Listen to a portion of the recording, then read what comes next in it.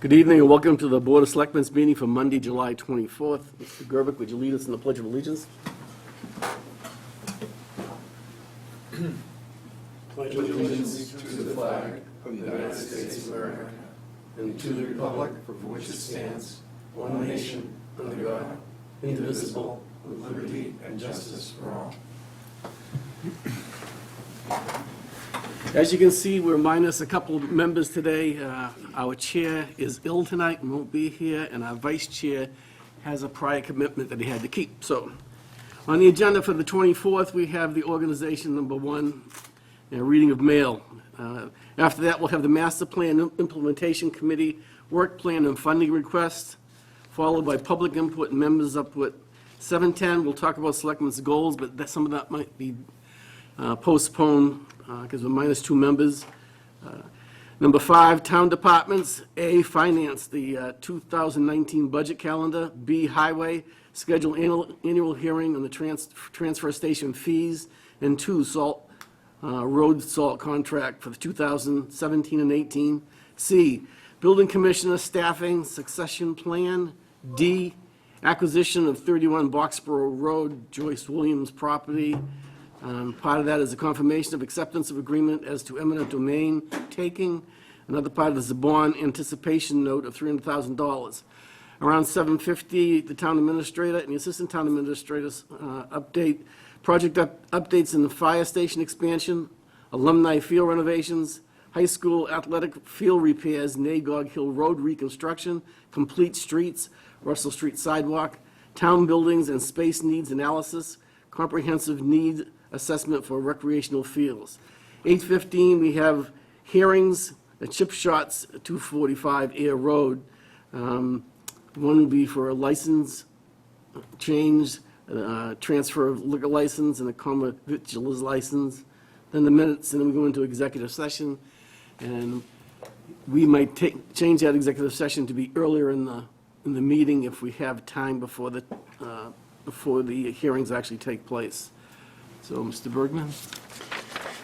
Mr. Chairman, one item in the mail packet that I wanted to go over and I think is significant. We received word on July 13th that the Massachusetts Board of Library Commissioners had placed the Littleton Library Trustees Building Project on the waiting list in number 5 out of 24. And that they had funded 9 communities ahead of the waiting list for a total of about $67 million. The amount that was identified for the Littleton project was a little less than had been projected. It's about $121,000 less. Sam Alvarez has asked to take a look at the specific calculations that the Mass Board of Library Commissioners did to determine which project costs might not have been eligible for state grants or any other exceptions they took to those numbers. But I thought it would be worth just sharing an initial analysis of what being on the waiting list means. And in order to do that, I took a look at a close look at what the press release was that was issued by the Mass Board of Library Commissioners, that there was the funding for these library construction projects goes back to a $150 million bond issue from 2013 that's available for library construction projects. And the press release indicated that fund had already been used to pay for 11 grants, 11 projects that had been waitlisted prior to 2013.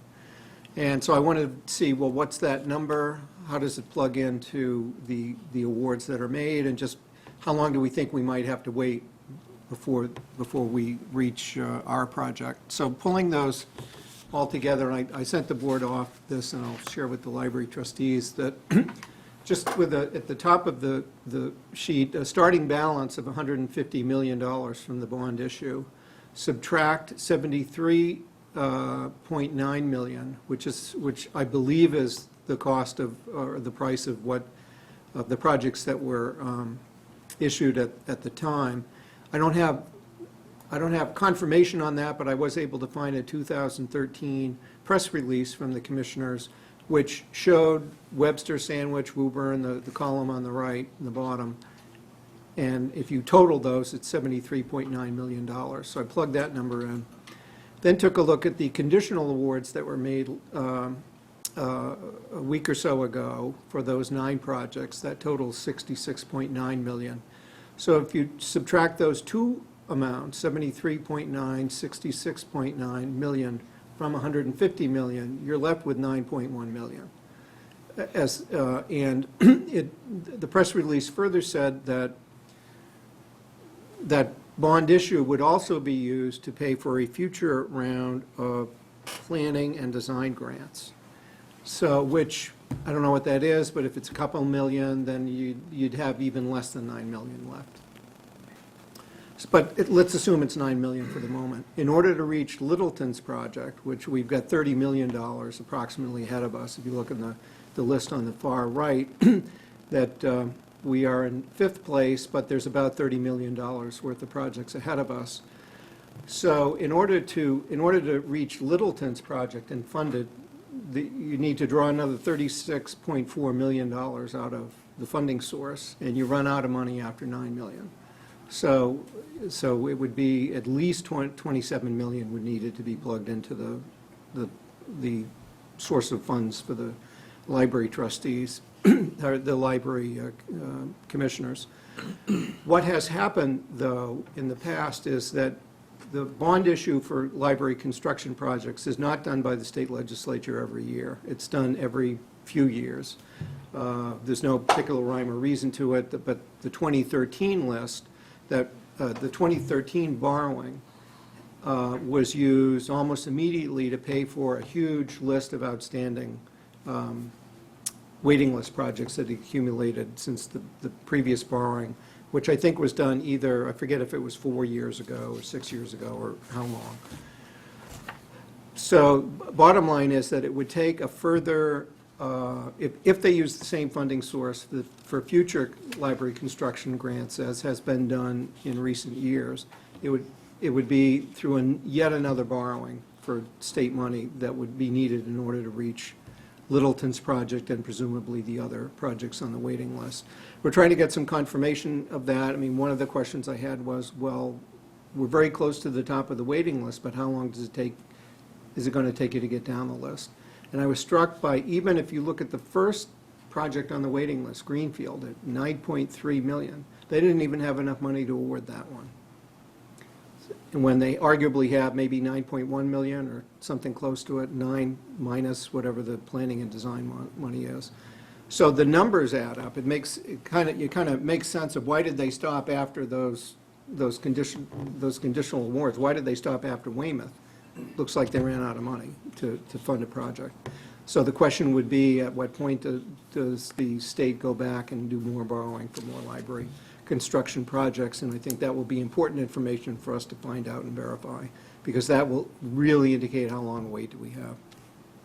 And this is just numbers that I was able to put together for public resources. There was no authoritative list of 150 million at the bottom and all the amounts that were charged to it since then, but I hope that we can verify it. 2 questions for you.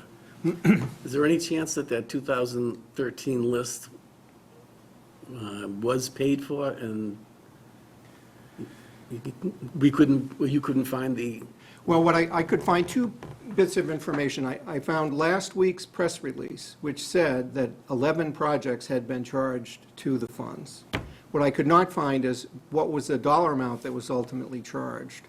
I could find a 2013 press release that said, here are the 11 projects, and here's what their value is. Now, I don't know what was actually paid out. Might have been more, might have been less, depending upon how those were the amounts identified before the projects were done.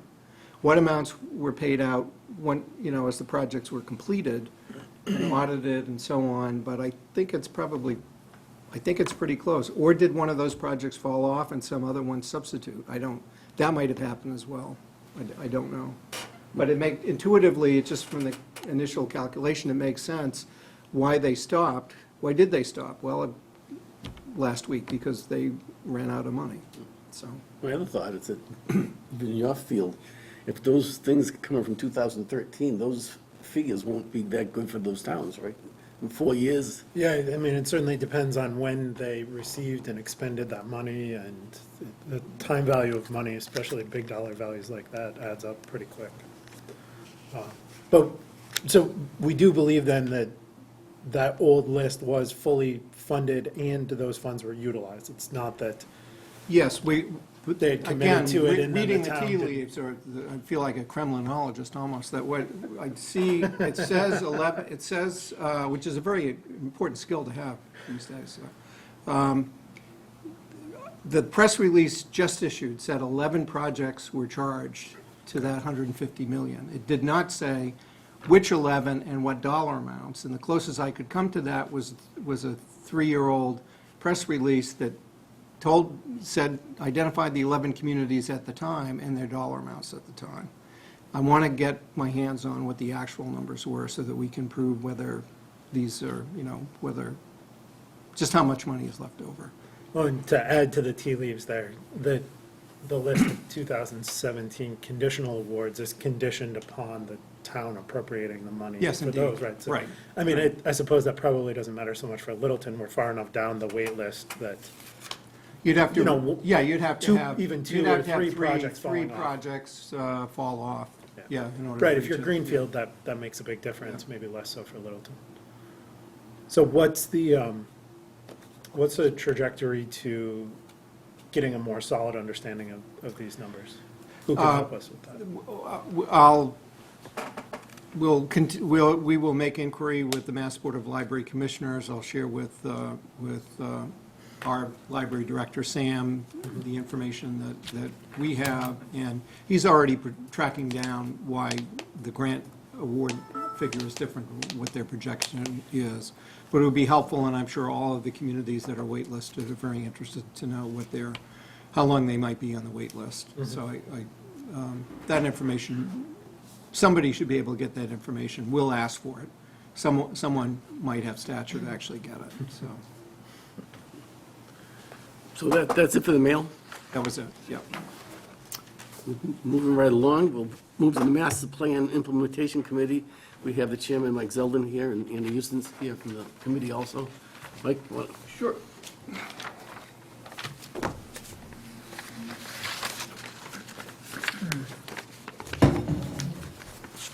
The bottom one is forward, and the middle one is backwards.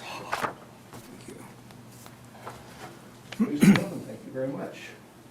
And good evening. I guess the best place to start is to cover what the major points I'm going to be covering tonight. The first is the approach the committee's adopted to implementation. The second is to emphasize the need and request for the Board of Selectmen to encourage other boards, other commissions, all parts of the town, including residents, to be ready to contribute not only their enthusiasm, but their skill sets so that we can reach the goals that the town has laid out in the master plan. Exchange of information is very critical. I'll be covering this point in a little bit more detail in the work plan. The third is to tell you what we've done so far. As you can guess from the fact that there are 67 recommended projects or items that are on the master plan, the first thing the implementation committee did was to select some start points and to provide a foundation. You just can't go out and start anywhere or with anything. There has to be a foundation for just about every single one of the major or even the minor components. You might be surprised to find out that some of the foundation items are, quote, by our standards, large in scope. The second thing we try to accomplish, and I think we've done, is we're in the process of completing establishing and then exercising the various techniques and approaches we're going to be using, the systems basically, to interact with other parts of the town and committees and engage them rather heavily in moving forward with the implementation. And I look forward to both your cooperation and input, criticism, constructive and otherwise, from both you and the planning board to move this forward, and the other committee as well. And finally, there's a request to request. Basically, I'm going to give you a fair warning that we're requesting a certain amount of funds, and in addition, an administrative request for particular action on your part that I think falls well within your purview. So with that, I'm going to move forward with it. I'm just going to refer to this plan mainly to keep us reminded that there's nothing new being invented here. What the town wants to do has been captured in the master plan. That doesn't make it fixed. It means it's the major guidebook.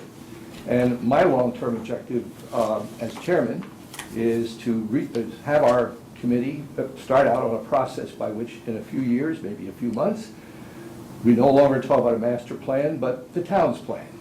So it becomes integrated into thinking, into everything that we do, as opposed to a separate little project or large project, something that we can choose to ignore.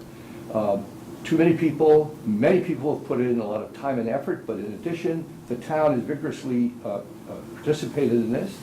So this represents the town, and I think it needs to be paid attention. If you look on page 173 of the master plan, you will find right after it, there are 5 pages of pullouts. This is one of them. And all this is the essence of the master plan. Without the background information, without the advice and input from the consultants and from the committee itself, what this represents are the major, shall we say, programs that, shall we say, scored high enough, became visible enough, and there's 67 of them, and thus 5 pullouts. So this is a reference point. So from this point on, I'm hoping all of you become very familiar with the book and reach in during your spare time and your working time and consult with this to see where we are, where you'd like to go. Now, the process that we've adopted was done very quickly because we have a lot of experienced hands on the implementation committee. We have a representative from Mark Montanari from the planning board, a seasoned veteran of getting things done. We have Paul Glavier from the Board of Selectmen, who know more than anyone else how to get stuff done in this town. So within, I would say, 1 or 2 meetings, we basically agreed that the process we're going to follow is project by project. Back again to the pullout. And again, the reason I have this diagram of all the circles interacting with each other, this is serious business for us. We need actions and contributions from the town boards, committees, commissions, town government departments, and of course contractors and consultants as needed. That doesn't mean that the committee just needs them at various points. It means the town is going to deploy them. So this is not just the committee. This is every department, every commission, every board. I also want to take this opportunity to not only applaud, but reinforce and encourage you to ask others to do what you've already done, and that is set goals for yourself that match up very, very well and align with action with basically the master plan high recommendations. Whether it's housing, all the major areas you have assigned key members of your committee and have basically pledged to try to move these things along. I would say that you've set a good example for every committee along with the planning board, and I hope you continue to do it. For our part, we have already put in the first elements of our systems to allow communication in a cyclic way. That is, we're going to be moving through each committee and commission throughout the, shall we say, the year, where representatives from our committee will be either being visiting or being visited upon by various members of the other boards and committees so that we can move the work along. Now, this is the initial 7 projects. I want to be clear, this is initial. These are not the best. They're not the most important necessarily. They were chosen because they're foundational, because we felt we could get these done, and also to exercise our systems early and make any corrections if necessary. And quite frankly, the first one, the Littleton Common, needs an early head start simply because it's so large and reasonably complex.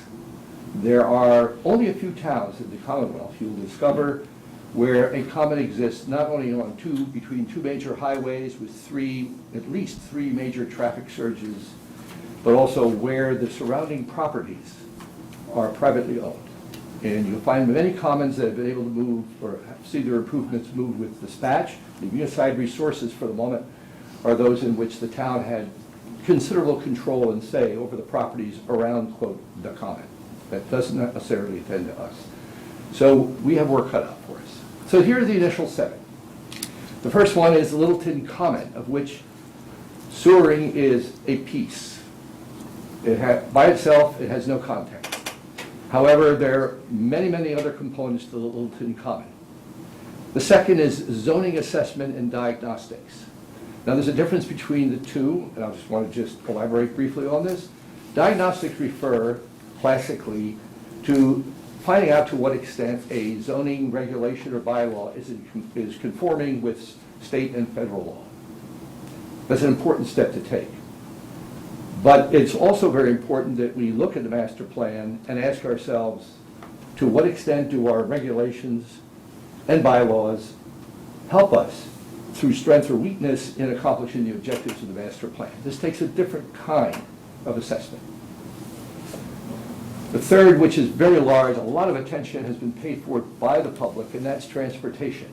And the reason that you see so many items posted after transportation right out of the master plan is because everything from trails, sidewalks, bicycle paths, you name it, having to do with moving people, moving things, moving vehicles, whatever, have to do with transportation, and it's a lifeline for this town. More to say about that in a moment. Housing, an extremely difficult, challenging area, as the consultants and other participants in the steering committee of the master plan itself brought up, and that is that the ability of the town to shape and direct what happens to the types, location, pricing even of housing is critical, and we have to understand very clearly what we can do, what we can't do, and not in the context that works best for the town. The next is space needs at the town office building. This has a lot of ramifications for what else we can do pending how this building is going to be used. Last is a historic survey, and this has to do with, quite frankly, not only capturing for archival purposes, which however important, but the key thing is that Littleton is history. It comprises history.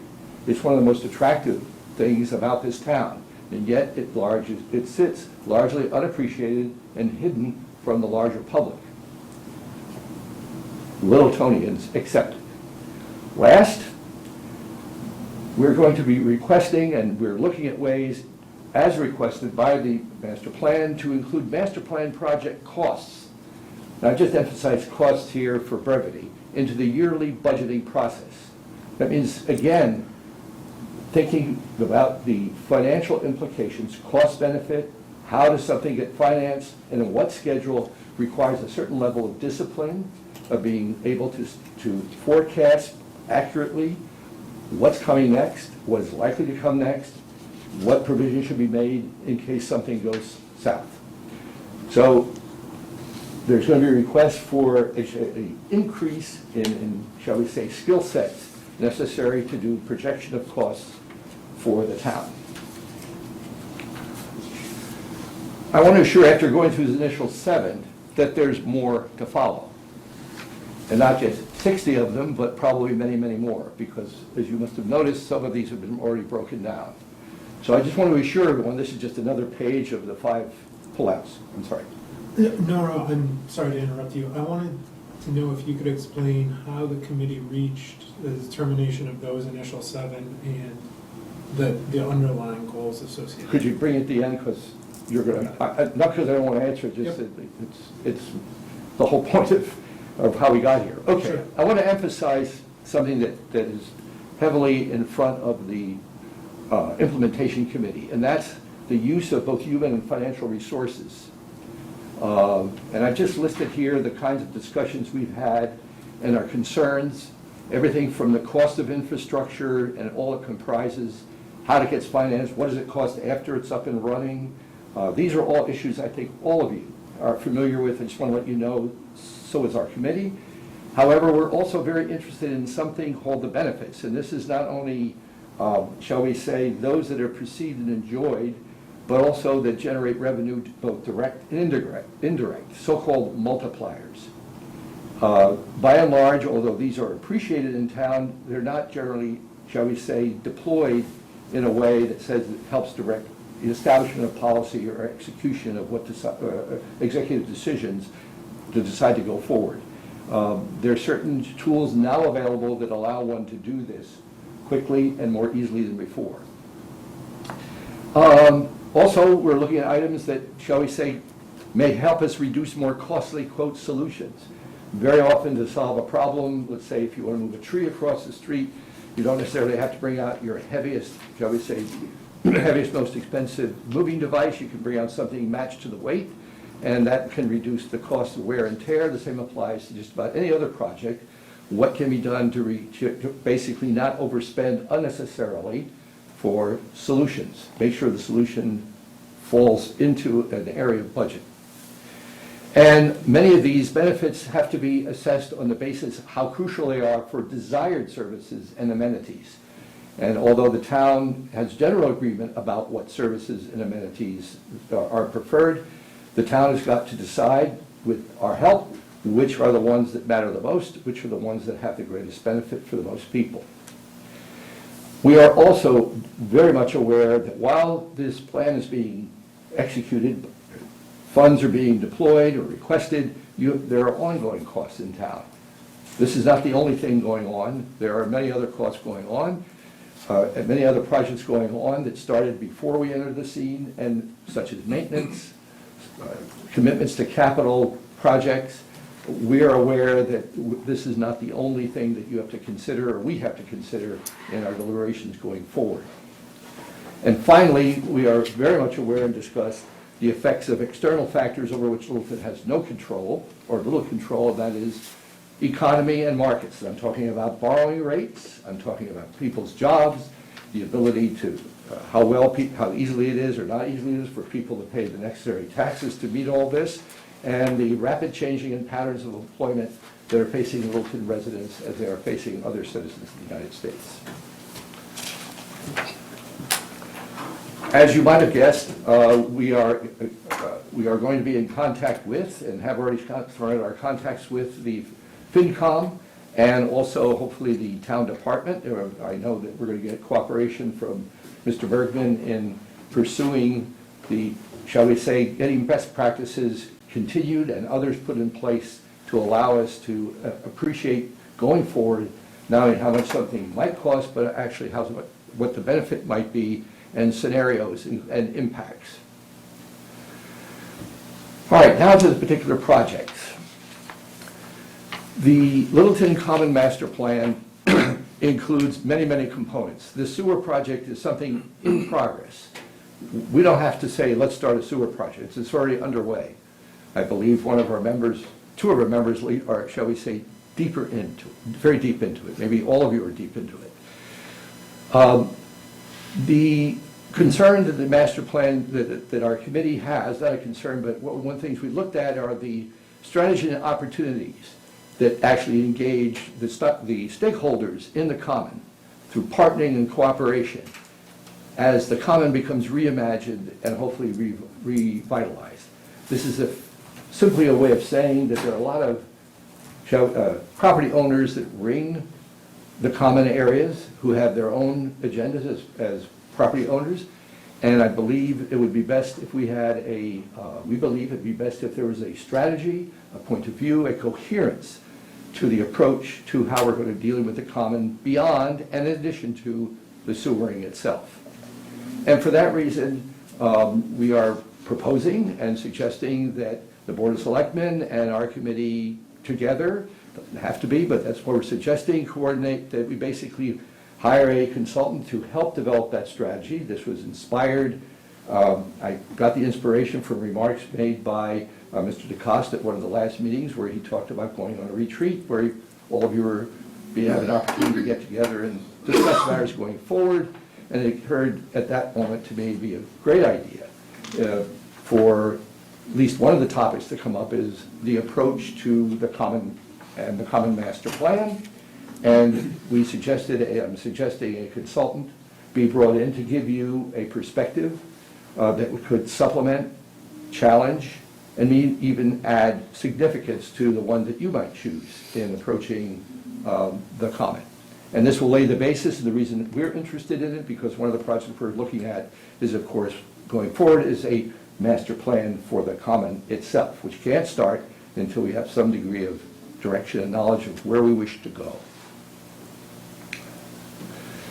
Now, the zoning is a large project because it has large impact. And there are two forms of it I've already mentioned. One is to perform diagnostics to ensure compliance with state and federal laws. I believe that an effort, if I'm not mistaken, Maren, is going forward on that already. I'm asking that we seriously consider, with our support, a consultant to move forward with the assess the zoning bylaw strengths and weaknesses for achieving the master plan objectives. That's a separate skill set, a separate kind of know-how that's out there, and I think the town would benefit from it. The planning board, I'm sure, would appreciate it, and I think you would too. And that's one of the items we're looking for to move forward on.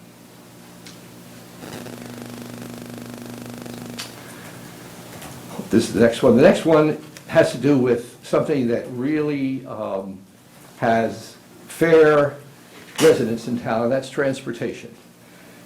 There are probably in excess of 20 to 30 elements in the master plan that have one way or another to do with transportation.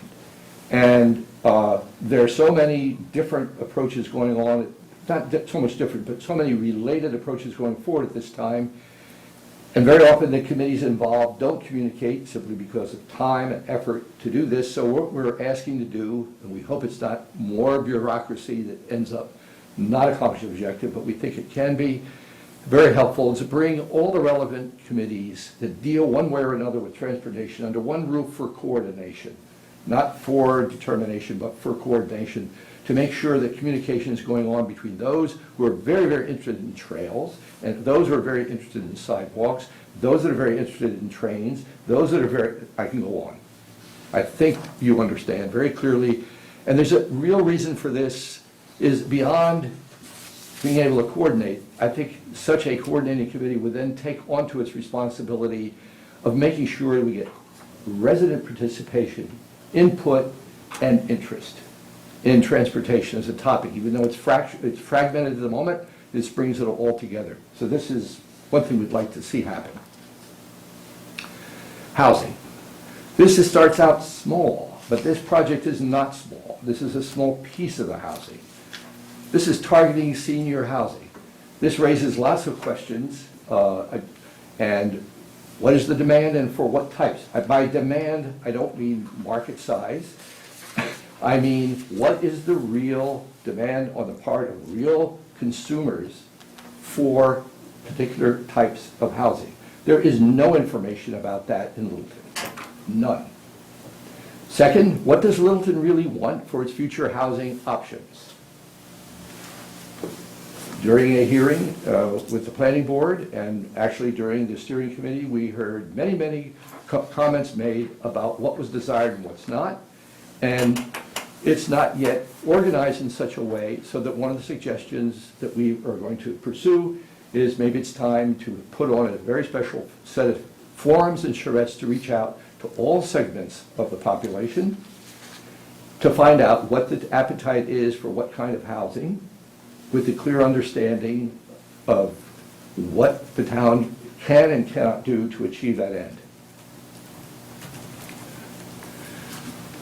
The town hall needs assessment will affect many services. If a change is made in the location of the government offices in this building now becomes an asset looked at from a totally different set of eyes. And that's why this needs assessment is very crucial for moving ahead on at least 6 or 7 other items that are in the master plan. That doesn't mean that if the assessment says you stay here because this is the best idea, that doesn't mean we stop. It means that we look at other ways to attack the various issues, including the location of a community center, senior services. I could go on. So this has significant implications, even though the assessment itself may look small. Historic survey, I've already mentioned, I won't belabor the point, but there's a lot of, shall we say, interest in and possible use of the historic nature of Littleton that remains untapped. I'm just going to repeat to close, that is, master plan projects are town projects. In fact, I wish I could just eliminate the term master plan and make sure you understood that this is town. And that's why the material in front of you in the master plan, we'd like to see that integrated, brought into the town's budget setting process. That should include and incorporate capital projects from the master plan into the town planning and schedule for its completion, and to use the master plan to help identify benefits to the town, inform and engage residents. I can't overemphasize the importance of doing, shall we say, deeper, more analytic work on the financial side, because there now exist many tools that the town could deploy to help them with this. In the coming weeks, and I hope very shortly, we're going to be asking a total of $100,000 of the total. Right now, we have left, this is due to leftovers from the master plan steering committee, has been assigned to us by the planning board. We have $35,400 still left and not committed as of yet.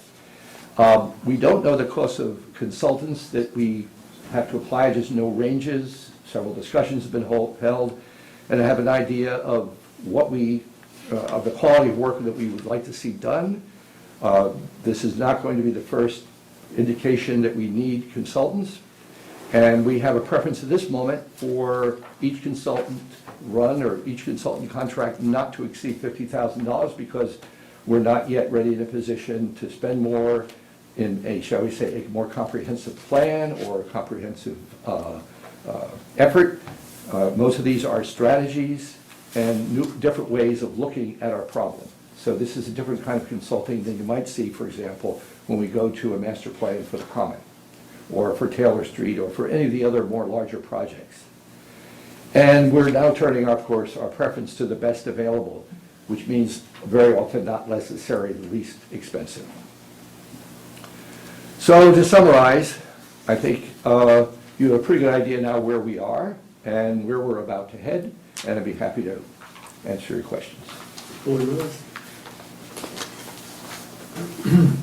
Well, the question I interrupted you with first was the underlying basis for the seven lofty goals and the underlying specific objectives. What was the process that you guys went through to identify those as being the first ones to target? Certainly the master plan certainly identifies things of higher priority and lower priority, higher cost, lower cost. Fair enough. But how did you arrive at those? What we did is we asked the question where we are, that is as a committee. I know that sounds very parochial, but we had to start there. And also our responsibility. So the first thing we had to consider is how fast could we get ready and prepared to engage the town, specifically other committees such as yours. Yours is relatively easy because you've already started. Other committees don't know, have not seen, have not dug into this. So part of it is moving ahead with that. So there's a number of time taken up with that. Second, the items that we chose are in the view of the experienced hand. Remember, there are a lot of members on the committee that came from the steering committee, and I can assure you, I'm going to report to you, the implementation was foremost. I think probably by the third week, after we got to know each other, beyond last names, and engaged the public, the notion of how you get this done rose to the top almost immediately. And all I can tell you is the Littleton Common, I'll give you an example, the Littleton Common and transportation came up, if you went to the charrettes, or you went to any of the meetings, if you just talked to people during a town meeting, if you listened very carefully, the interest in making, redoing or reimagining and revitalizing the Common by the people came right to the top. You could see it in the way everything was done at the forums. The second one was transportation. close behind. I would say almost a dead tie if you want to go into numbers. I mean, this wasn't a voting, it was a more or less, what are we interested in? What's your level of intensity? The third was housing, and there's no surprise because this is for any town, this is always a concern. The others, very frankly, are things that we consider to be basic. We can't do the others unless we do foundation. They feed into the other. That is correct. So zoning, for example, is basic to the Common, to Foster Street, there's a long list. It's central to historic, it's central to housing. It even impinges on transportation. So it was basically a given. And the others, as I said, are primarily preparing the field. And there was, I would say, a unanimous agreement on our committee and reinforcement. If you read the plan itself in the background for it, look at the inventory, then go to the next section, you will see that the consultants and our residents were telling us how important and how challenging the Littleton Common is going to be or is, how challenging transportation is, and of course, needs of introduction, housing. So, and by the way, I just want to assure you, having explained to you why these are the first initial set, these are not the most important. These are the ones that we're starting with. There are other foundations waiting in the wings, and there are other major projects. You're going to be hearing from me or from Anna Houston, the vice chair, about this in the future. Anytime we're here in front of you about, oh, this is foundation, this is why we're doing what we're doing. And also we're planning on using consultants to the extent that we have to and should to make sure we're getting the best input possible to achieve these goals.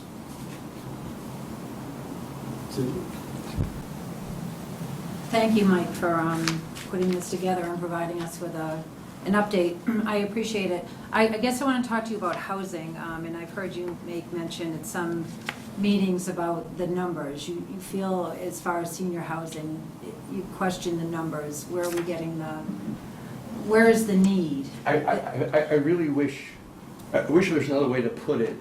Yeah, no, I want to talk more about that. In brief, every time during the putting together of the master plan, or just about every time, the master plan was put together, and/or we went ahead and began doing implementation, whenever we asked a question about real, what we'll call demand, as opposed to preference or perceived need. Okay. Demand is I guess, almost a construction or housing industry term. And what it refers to, it's a small piece of a whole economic analytic process of people deciding, are we going to do a development and make money from this here? I mean, we do live in a capitalist system. The government is no longer involved in sponsoring housing, so a lot of it falls to the private.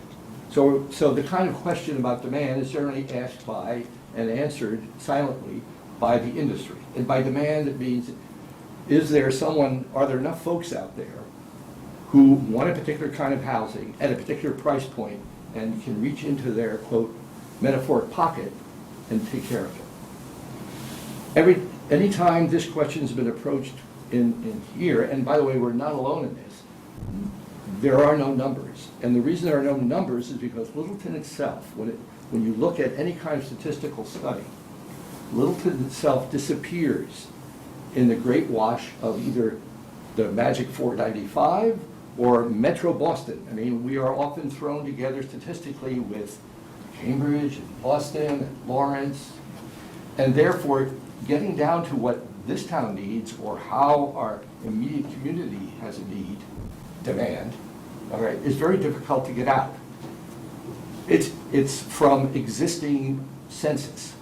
So what we end up doing is using what we call public polling, which very often doesn't touch on demand. It touches on, I wish we had this, as opposed to, I'm willing to spend the bucks to do it. I don't necessarily mean buying a house, you could be renting a house. There's a full range of possibilities or kinds of demands. So what we're probably looking at in the very, very near future is trying to get that kind of information that pertains to Littleton. Okay. That 'Cause help? we did the housing production plan, the seniors did a need assessment. There was another recent housing plan that they put together where they did a survey on the types of housing they preferred, and I can't put my finger on what that plan was or where it was, but I know Pamela's been working closely with the seniors about this and has provided a lot of information already about what the seniors need for housing and what's affordable, what's not considered affordable for them. This is not this is not an argument with the data collection. Okay, Or even an argument. It has to do with, I'll ask a market question and you'll see why why we're concerned. okay, I'm unaware, if you are, please let me know. okay. I'm unaware of any developer who's approached this town and says, I want to put up X at a certain price point, where that's shall we say, that accommodates a certain, shall we say, economic requirement of residents, of elder residents. Okay, And said, I want to do it, and your regulations, your rules are preventing us from doing that. There are developments all around us, very few here. So in other words, the market speaks. So if there is a need here, a demonstrable demand, it's not getting out yet to the people who do the investing. so you're not talking about a local developer, you're talking I'm about talking about anybody, right, any- right. Anyway, Right, I don't know that I fully agree with that, That's honestly. fine. I know that some of the large landowners in town, Jamie Cruz, for example, Mhm. got a letter in the mail from, what is that company that builds the nursing homes? I forget the name of that company. Wait, They approached her. Yeah. But then I've talked to a lot of local builders that are interested in building affordable housing for seniors, and it's not, like I said the other night at the planning board meeting, it's not just seniors. It's the 20-something-year-olds, it's the veterans, and it's, there's a certain need, a definite need for affordable housing. All right. Um, I mean, we're having a conversation now, when you use the word "we," Right, I don't doubt it. right, My issue here is that when you put together a program to attract development, okay, of the type that you're interested in, Uh-huh. I think it's very helpful, would be very helpful, I think very powerful for the town, to be able to say that we have N number of folks in town, and here's our number, based on X, based on a real survey, that asks the question about, shall we say, financial commitment. okay. That's how the industry collects its data. This is not something that I think that a small town is used to doing, Right, but it is a question that has to be addressed.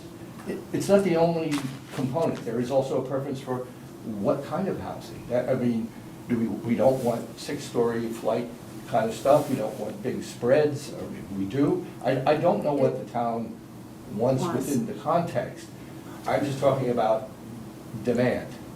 right, And the nature of the housing industry is such that without that component in your hip pocket, knowing what it is, what your real demand is, it's extremely difficult to know how to shape zoning. so you want to do more of a survey type to get people to commit to what they want at a certain price point to attract developers? I'm just trying to follow where you're Okay. going with this. I'm going to something very close to what you're describing. It's, that generally is done by, shall we say, professional market investigators who use techniques of how questions are framed, that it's composed, it's a fancy word for how you compose a question, and they'll ask such questions as are you, to what extent are you willing to sell your current house? And these are all conducted anonymously, Right. obviously. Right, And that's another issue with this kind of, with elder housing, getting real forthright answers and all of that requires even more special techniques. right, okay. Part of the housing thing too is it has to do with zoning, has to do with a lot of factors that play into that. There is a need there in certain things, but that's why it's good to have a planning board member that's actively working on some things that are coming up right away that might be a solution to some of the kind of housing that we actually need. But that topic is so volatile right now, and what do we do for the town? What can we actually Yeah. move forward with? And I didn't mean to interrupt you. No, it's it's And- fine. And by the way, the targeted housing, it's not elderly. In many towns, it's not elderly, it's for folks who have good reason for wanting to live in town, like the folks who work for the town. Right, And who just want to live there but don't want to spend, N number of dollars, or N is larger than $500,000 to move into a house. okay. I mean, be candid here, this is where towns and people collide with free enterprise. Okay. Anything else? I think the only other thing I had a question on was the consultant to approach large stakeholders in the Mhm. common area. Mhm. Stakeholders, yep. Yeah. Large and Could you small. tell me a little bit more about what exactly that consultant service would provide? Yeah, to the best of my knowledge, I've not heard of or should I say, I think it would be very useful for whoever takes on the assignments of approaching the stakeholders in the common, most of whom, just to repeat, the town only controls a small piece Mhm. of it. What are the best ways to approach? What coherent, shall we say, plan or outlook should be provided? I've had conversations with planning directors of various towns, some of whom are in economic development, some of whom are in housing. It ranges all over. But the basic idea is that the more you come in to a discussion with ownership of property surrounding where you're trying to do a revitalization, Uh-huh. the earlier you come in with a coherent idea that recognizes to some extent what their objectives might be, even in determining what their objectives might be, and trying to, as it were, integrate those into what the town's objectives might be so that we have a common set.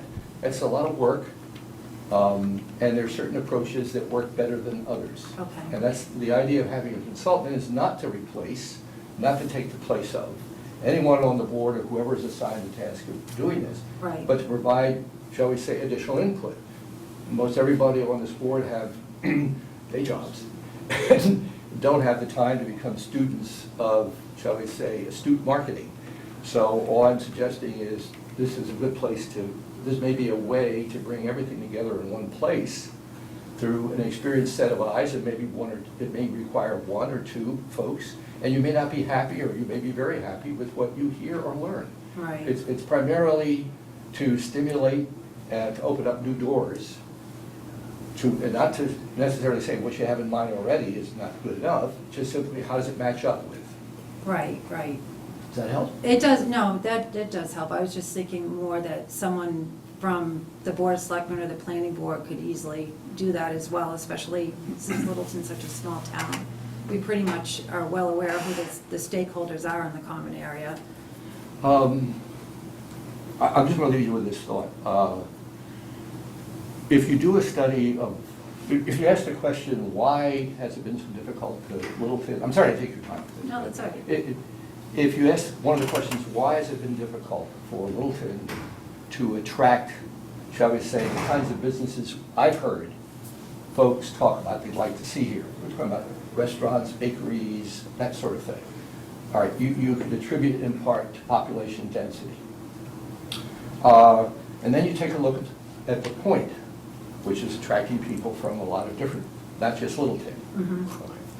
Okay. Here's a strategic decision right off the bat. I mean, it's one of 15 maybe. If you take a closer look, you'll discover that our strongest competition for this kind of investment on the part of entrepreneurs is not the point. It's actually further south on 495. Basically, the nexus where the the area where the turnpike intersects 495. If you go there and you look at the economic profile, you will see an enormous churn. What I mean by that is bakeries, restaurants, you name it, are moving in and moving out. It's a constant flow. And the reason for this is it's the main I give you all the competitive reasons. So when an entrepreneur says, I don't want to compete in Boston, I mean, it's a definite decision to make to move west or north, wherever you want to go. You make a decision. And I can just tell you that region is very, very attractive. And interestingly enough, it has not grown hardly at all in the last 8 years in terms of economic output. So we're not only competing with that area for entrepreneurial activity, we're also competing with an area that itself is not, shall we say, bursting at the seams with in other words, it's staying within its confines and still winning the game.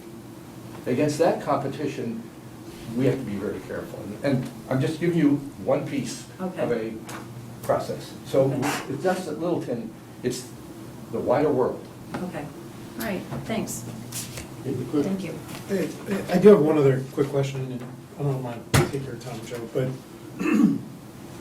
to what extent do we project or think into the future, and the Master Plan Implementation Committee's vision of the future, that we're going to need these consulting services on a regular, ongoing basis, and at what point does it make more sense to, rather than spend money on a consultant at $200 an hour and getting 300 hours from them at $50,000, to consider creating that position within the town administration? I mean, can we package all of these particular needs and interests within a single individual, save the town time, bring the town expertise, and have a point person who, like you said, is professionally invested in that, not just personally invested in it in a Board of Selectmen?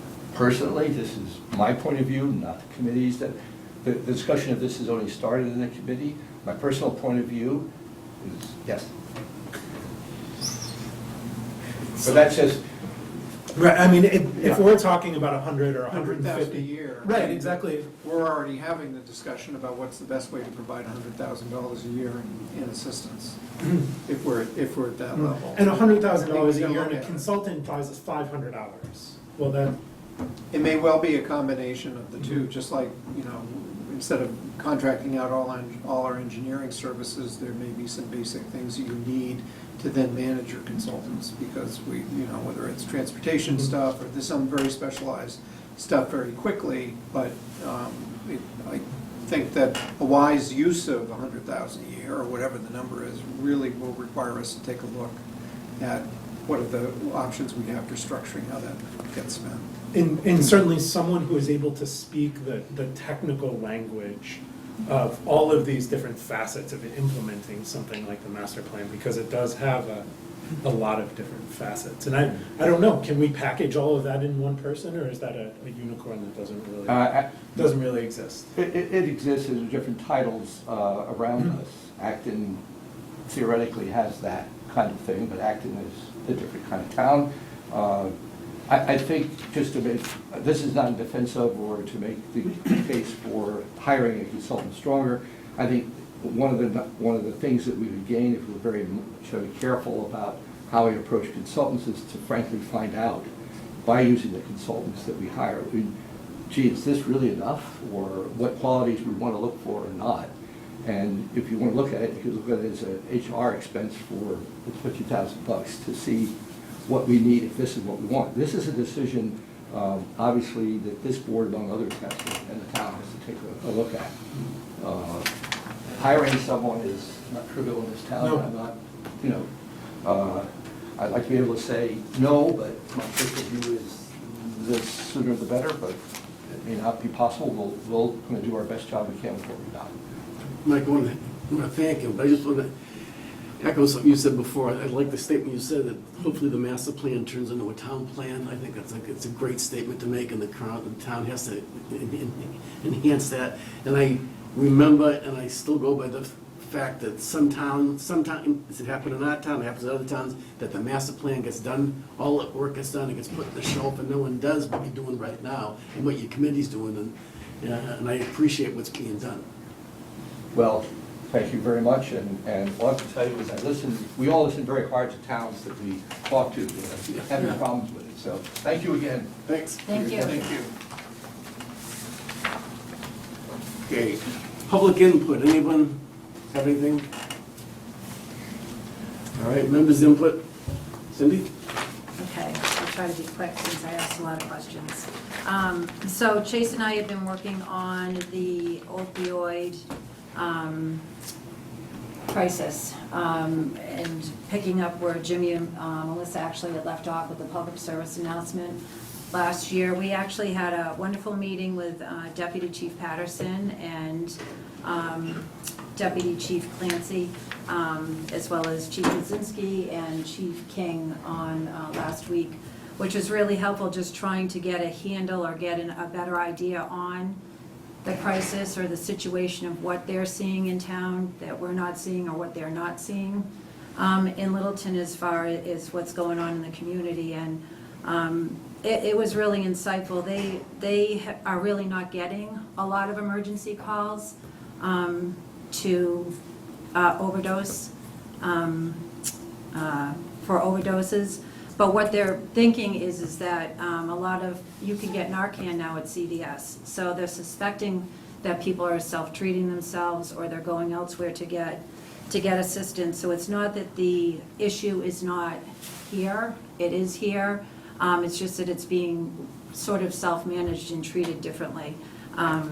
So we thought that was interesting, and it is good to know, and we actually, Jason and I were talking about taking this opportunity on TV to bring this up, some free airtime, just to let people know that if you are struggling with an addiction or a dependency issue, you can go to the Littleton Police Department and ask for help. And it's basically, you're exempt from, I want to say, from prosecution or whatnot. If you do go, if you have a child that you think is using, if you are struggling or a family member, you can contact the Littleton Police Department and be immune from any repercussions from that. And also, they have great resources to help you, and we just want to let people know that those resources are here now. This is going to be a continuing process. We're going to keep working on this and get more information out into the community, but thank you to Deputy Chief Patterson. Littleton's now part of a 10-town collaborative called COIN. It's the Northwest Middlesex Community Outreach Initiative Network, which is funded through state grant money. And it's a collaborative to help anyone suffering from substance abuse or even mental health disorders. And they will connect you with services and treatment options. They do have an emergency service provider who will come to your home and assist you if you do need assistance. And so going forward, we're going to continue working with the police department, the fire department. I've been talking with the Rotary Club, is very much interested in helping assist address this issue in the community. So we're going to put together some sort of program. We're not quite sure what yet. But we are moving forward on this because this is something that's really taken over the country, unfortunately. The CDC issued a statement saying there's 90 opioid-related deaths on a daily basis. More people are dying from overdoses than car crashes, which is really sad at this day and age. But a big part of it, a big part of the problem is the stigma surrounding being substance dependent or addicted. And we really want to break down that stigma. We really look at this as more of a health issue as opposed to a criminal issue. No one wakes up and says, I want to grow up to be a dependent on substances or drugs. So we're going to try to help break down that stigma so that more people are comfortable coming forward and asking for help, because there are resources available, and we're going to try to put those all together and get them out into the community, maybe through a website, maybe a link on the town's website we were talking about that will pair up with link that the police department's going to put on their website. So I'm looking forward to working with Chase on that and keep moving that forward. The other thing I wanted to mention that I've spoken to the Rotary Club about is I went to a movie last week in Arlington, and it was put together, it was professionally produced by some members from Emerson College. A family lost their son he actually mixed Xanax and alcohol, not realizing that it can be fatal, and he died. He was going to be a sophomore in college, he was home for break, and he was out partying with his friends, and he ended up dying, 19 years old. And they put together this amazing film called If They Had Known. The young gentleman's name was Clay Soper. I've actually been talking with his mother about bringing that film and having it shown here in Littleton. It's really an important issue that a lot of college kids don't realize the dangers of that. I brought my daughter and her girlfriend to the movie with me. They're both going to be sophomores in college. And they were really taken aback by the movie, and they said it's a huge, huge practice in college. The kids don't realize what physically can happen to your body when you mix those two substances together. So I'm hoping, with the help of the Rotary Club and some other community partnerships, that we can bring this film and have it shown here in Littleton, because it's really important. So it's called the Clay Soper Memorial Fund. If you want to Google it up, there's a trailer to the movie on their site. So I hope people will take a minute to take a look at that. And that's all I have. Just to add one tiny thing onto that, so this week I read an article that compared the opioid epidemic in this generation to the AIDS epidemic in the 80s, in terms of stigma, in terms of number of deaths, in terms of cultural significance, and all of that. So even though the chiefs have indicated, we're not seeing it again, it does have a lot of sort of eerie echoes, eerie parallels. Very much appreciate their help continuing to do this. Two other things to mention. One, I have little ones, and so Park and Rec is a huge part of their lives, and Park and Rec has been hitting home run after home run with summer programs. My daughter comes home every week with something great to say about what Alicia or Tim has put together. So they very much deserve to be commended for putting on quite a diverse and meaningful array of programs. The other is just to let people know that the Board of Selectmen is paying attention to some of the things that are happening with planning and CONSCOM and some of the developments that are going on. We've had some minor issues with some of the developments that are going on, and I think Anthony's pretty intimately involved in that.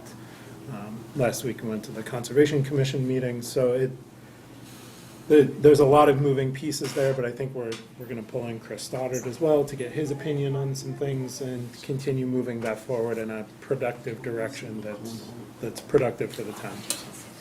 Yeah, come back to me. Yeah. I want to go back to Cindy because it's something. Yeah, I'm forgot glad. to Thanks for mention. reminding me. Lots of fun this Saturday. I need to thank the Littleton Fire Department for their cornhole tournament. I'm so glad you reminded me of that. That was a fun event. And it was so great to be there, and so many people were thinking, what a great way to utilize the point, and how fortunate we are to have that development in our community, but also for you to put on such a community event and utilize that space. That was a lot of fun, and I just want to say thank you so much for having that event. I hope it was a success for you, and I hope you're going to do it next year, because I think it'll be even bigger. But it was a fun afternoon. A couple things for me. You had mentioned all the programs that the Park and Rec's doing. I want to commend the cable TV also. They're running programs for the kids and how to run the cameras and how to do productions and so forth, and that's working out really fine. I want to thank the Rotary once again for the Apple Man. That was another success. And I admire anyone who can train that well to do what they do, to be able to run that distance and bike and then swim. is amazing. Back in my days, maybe I could have done 2, but I would have drowned in Long Lake in the other part. It leads me into something else. There's a young lady in our town, graduated in '98. She not only did something like the Apple Man, she went to Lake Placid and did the Iron Man. And if anyone knows what the Iron Man is, it's a 2.4-mile swim, 112-mile bike run, and then a 26.2-mile run, one after the other. It took this young lady 15 hours, 24 minutes, and 39 seconds. I want to say congratulations to Gretchen Turner. That's quite an accomplishment. So Gretchen, if you're watching, congratulations. The Ironman is, the amount of time you had to do to train for that is absolutely amazing. That's impressive. Jumping into goals. I don't know if, you've already mentioned some of the things in the things you did. And, my sense is it might make sense to sort of wait to discuss those until all 5 of us are here to shuffle things around. That's fine with me. Yeah. I'm glad that you brought up the things with the opioids Yeah. as part of, Right. because that also could have fit right into the goals. Right. Yeah, absolutely. Right, I think I might just add, the planning board did meet Thursday to discuss the housing bylaw, and I believe they're gonna continue that discussion. I don't know when it got rescheduled to, but there was a lengthy discussion about that bylaw, but it still needs some work and discussion, so I know that they did carry that meeting forward without coming up with any concrete. And quickly, Decision. you and I have to talk too. I've already written some things about town meeting. Yep. Not very many, but we can exchange ideas and get Diane and, Yeah, we should get that moving. The because that's the very clock important. is running short on that Yeah, already. it- to an awful lot of people, town meetings, we don't want town meetings to go to 1 o'clock in the morning anymore, that's for sure.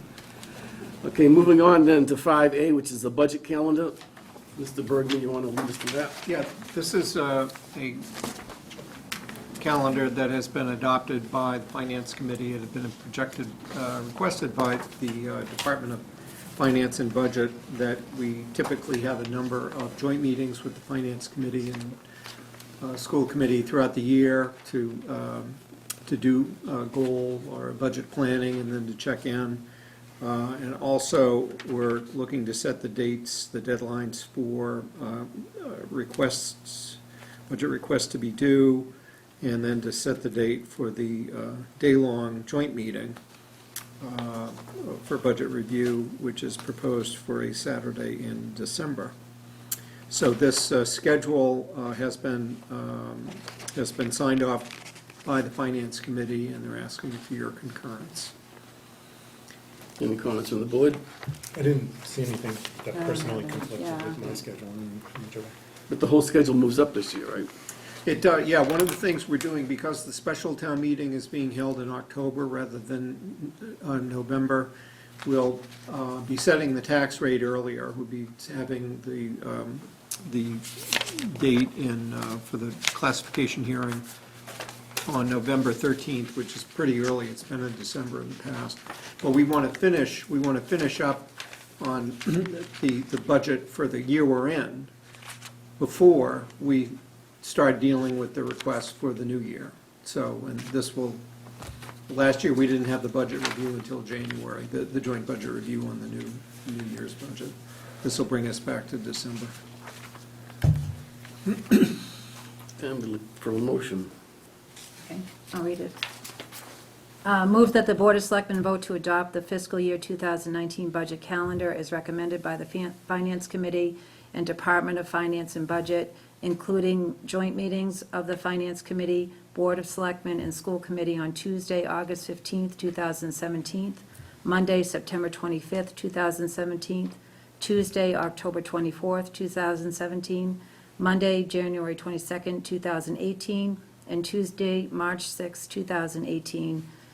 Fiscal year 2019 operating and capital budget requests due to finance on October 31st, 2017, and review of budget requests with Selectmen and Finance Committee on Saturday, December 16th, 2017. Second? Moved and seconded. Any further discussion? All those in favor, signify by saying aye. Aye. Those opposed? Okay. Now, bringing up highway, and it has to do with transfer station and amount that we charge for the fee and what we charge per bag. It's been, in my opinion, a very successful program ever since it started, it finances itself. Keith, any other? Yeah, the staff proposal, Finance and Highway have reviewed what the proposed fee should be. The proposal is no changes in the fee structure, which would mean that the current sticker price would remain the same, and the per bag cost would remain the same.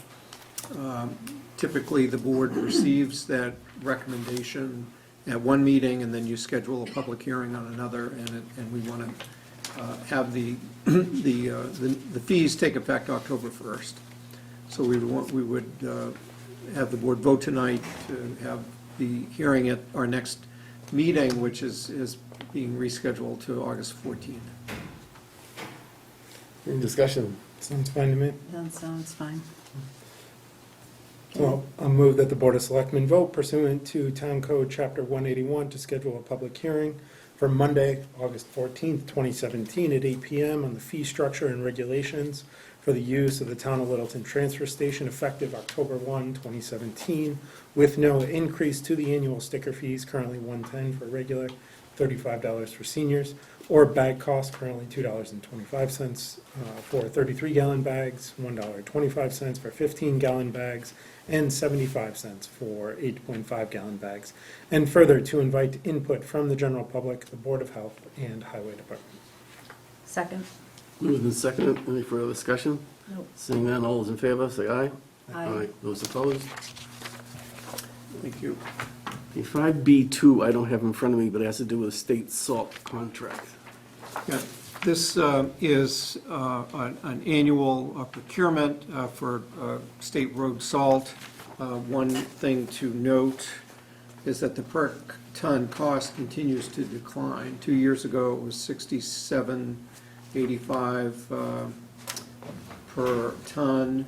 Last year was $65.81. This year, it's going down to $64.49. So for whatever reason, and our procurement is always above the threshold. The reason why it's here, I can sign a contract for $50,000 or under, but our procurement of road salt is often higher. Last year, we spent $161,000 on road salt. We've had some, the year before was only 84, and no way to know what this year's going to be. Shoot for zero this year. Yes. Wouldn't that be nice? That'd be nice. That is 5B2. Can you make a motion? Yep. Move that the Board of Selectmen vote to authorize execution of a memorandum of understanding to purchase off of the VEH 95 State Road Salt contract for 2017-2018 at $64.49 per ton for Mass DOT Area 3A. Second? Moved and seconded. Any further discussion? All those in favor? Aye. Those opposed? Okay, 5C has to do with staffing plan for the building commissioner. Would you like to come up, Roland? And here's Roland. It's always good to have Roland come see us. It is. Once a year. It is. Welcome to the two new members. Thanks, Jim. Thank you. Congratulations. My request is simple. I'm looking for a letter of support for one of my staff, Michelle Cobley, who works in my office. She presently holds the title of Assistant Zoning Officer and Business Administrator. She also holds a lot of hats. I mean, she does a lot in my office. And she expressed interest last year to take the local inspector exam. And we started on that course, and she quickly achieved her contractor supervisor's license, and now she wishes to petition the state to take the local exam and to take the classes that come along with it. In order to do so, I mean, the state has a limited amount of candidates that appear to take the test because the test is limited to so many candidates. And it was my feeling that the candidates that are chosen have a career path established in their town, whether they're conditional local inspectors, which means that they're not quite certified to be inspectors, but the town has hired them on that behalf. They get preferential treatment to take the exam. So Michelle has petitioned once and got rejected.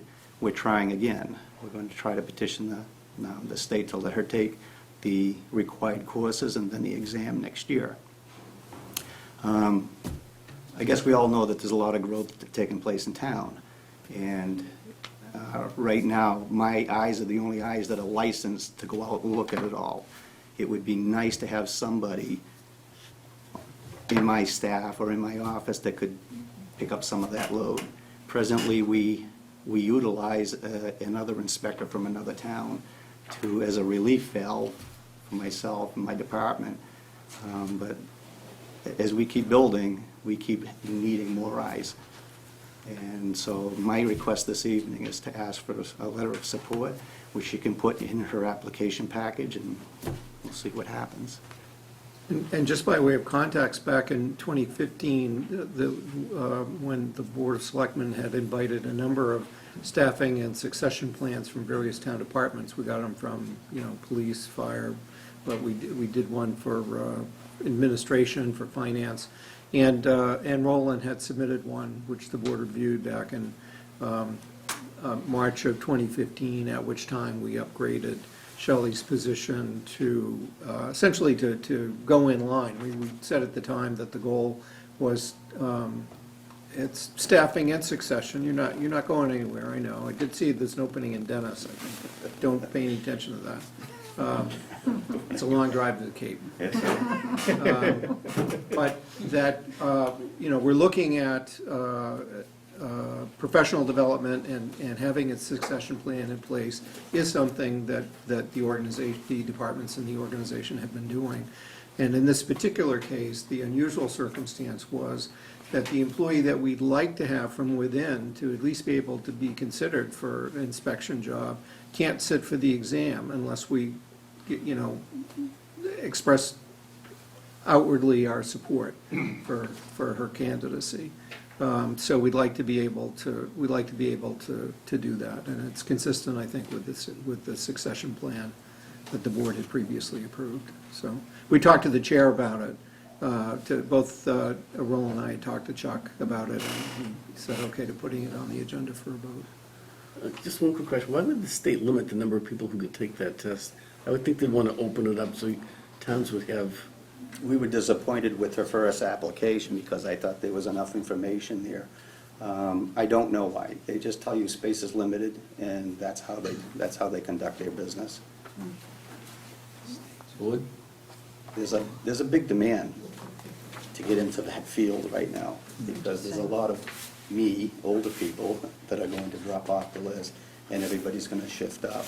So there's a larger demand to take the exam and get on board right now. That's interesting. And is it safe to assume you'd start her, sort of working independently under less technical projects, and then sort of We've already begun. move her along underneath? Ms. Cobley attends all my inspections. Okay. We do annual inspections, which is post-construction inspections. Hotels I have to do every year. Mhm. All the restaurants I have to do every year. So I bring Michelle out with me, and, this is what we have to look at. And in fact, I not only bring Michelle, I bring the fire department too, because when you're doing hotels and large Sure. buildings, you just need a lot of eyes out there to walk around. And they're more than happy to help me. I think it makes sense, It- yeah. I like the Forward idea of thinking, having I a like plan in it. place. I think Yeah, that's great. absolutely. Thank you. And I look for a motion.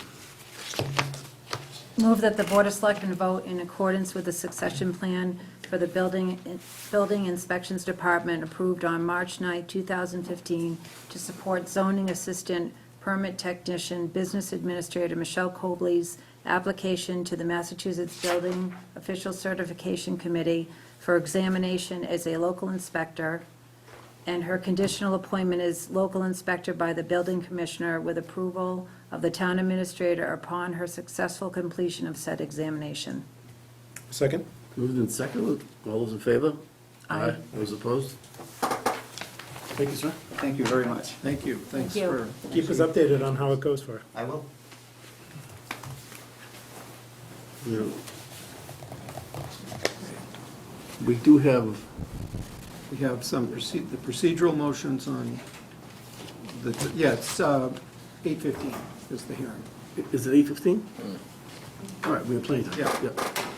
Plenty of time. We'll get everyone else done by 8:15. Everyone hear me?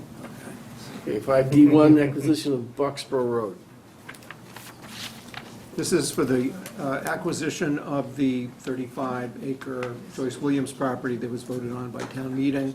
There are two procedural motions tonight. One is the one which would affect our acquiring the property through, by getting a deed, that the procedure that we go through is essentially a friendly taking, that we have an agreement from the seller accepting the amount that we've already agreed to. And the manner that we're going to use to acquire the property is by eminent domain. Why? Because when we buy property, we want pure title. We don't want to buy simply the title that the seller has, we want to buy pure title. So the way that we assure that is by a friendly taking. I mean, it's not in the traditional sense of eminent domain where there's an injured party. We are, that the seller is agreeable to the amount, and since she can't give us any title, she can't sell to us anything that she doesn't own. She's selling us everything that she owns, and we're taking that and anything else that may exist in the ether. And the reason we do that is so that when we acquire it, if there's some, if there's a defect in the title, or there's some other error that comes back, years from now, that we've acquired pure title, and that's why we get insurance for title insurance. So it looks a bit odd, but we have consistently, every time we purchase property, we have used for open space purposes. We have acquired it through this eminent domain. Is that a typical process that other towns utilize as well? Yes. Because you want to have pure title, and so since you have a willing seller, and you again entered into the agreement, that's the way to effect it. And we record both the taking and the acceptance at once, together as a de facto agreement. That's why it's a long motion. Do you have anything on this one? Yeah, the second part is the second motion is since part of the acquisition price is met by borrowing. We're borrowing $300,000 in a bond anticipation note, which Steve has for you to sign. I have one question. I know they're logging it now. Yes. And on our easement, it's 12 feet wide, and it says no motorized trails, whatever. In the future, are we gonna be able to get a truck or something in there if we wanna log it in 50 years from now? Or does this basically say that we can't get in there?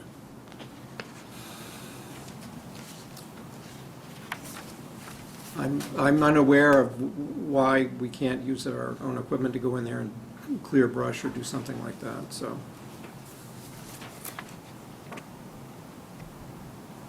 It's on the 12-foot easement that is shown Yeah, on the upper right of the,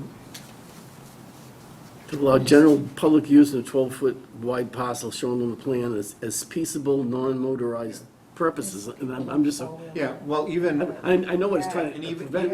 even if you can't, I guess, how would I get into this property? The town owns the property above it, so if we need to access, if there's an issue about accessing it from Boxborough Road, alongside what's shown as Lot 1, we could access parcel A from the town-owned property to the north. Right. So, I forgot that we had that parcel. Any other questions from? No. or we could ask Pam Campbell to let us drive across her property to the south. So the second part is a $300,000 note that will be issuing on Friday. It was purchased by East Hampton Savings for 1.3%. It's a little bit higher than what we've experienced in the past two that we did, but it's a lot smaller issue than issued previously also. So that's why the rate's up a little bit from where we are. Rates up, remind me what the rates on the last couple of them. The last one we did was the fire station was a little over 1%. Alumni Field was 1.1, or 1.2. Is that part of the market and part the value? It's more the size of the issue. Just not worth taking on. Yeah. We need to borrow more money, you're saying? Interest rate lower. I would never say that. Alex is getting his pen ready. We'll take the extra tenth of a percentage point, so. Sure. One motion is gonna take 20 minutes to read, and one's gonna take a couple seconds. I'll take the big one, Cindy. Thanks, So it's, Jason. I move that the Board of Selectmen vote as follows relative to the property at 31 Boxborough Road comprising 35.11 acres, more or less, plus trail and signage easements described in Article 21 of the May 1st, 2017 Annual Town Meeting. To take said land by eminent domain under the authority of MGL Chapter 2079 with an accompanying award to the owners, Joyce W. Williams, of $1,273,758.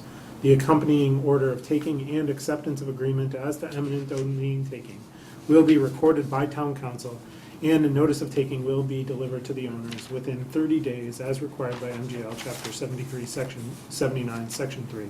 Execution of said order of taking, acceptance of agreement as to eminent domain taking, and notice of taking shall be subject to town council's final review of title documents, and to determine, in accordance with MGL Chapter 30B, Section 16E2, that advertising the purchase of said property will not benefit the town's interest because of the unique qualities and location of the property, specifically that the location of the property abuts the town's 98-acre Newtown Hill conservation land and is directly across Boxborough Road from 5.11 acres acquired by the town from Mass DOT for parking purposes, and to direct town council to publish notice in writing of this determination in the Central Register as required by MGL Chapter 30B, Section 16E2. Second. Motion's been made and seconded. Any further discussion? Seeing none, all those in favor signify by saying aye. Aye. All those opposed? And just so to know, that long second clause essentially explains why, for open space, you can just decide which property you purchase without going through a competitive selection process. Open space is unique property, and there's a provision in the law that allows you to just state why it's unique, and therefore, that's why we didn't go out to bid to say, anyone who wants to give us open space, submit your proposal, or sell us open space, submit it by a date. We're allowed to choose the open space for our unique purposes, so that's what that Steve. I'm on a computer now. There you go. All right, Alex, when you're back again.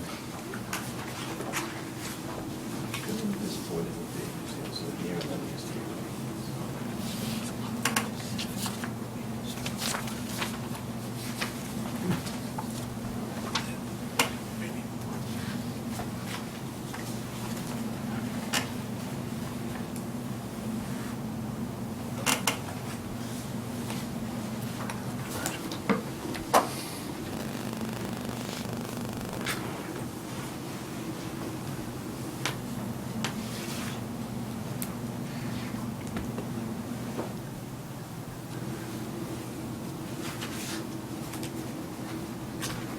We need one more motion.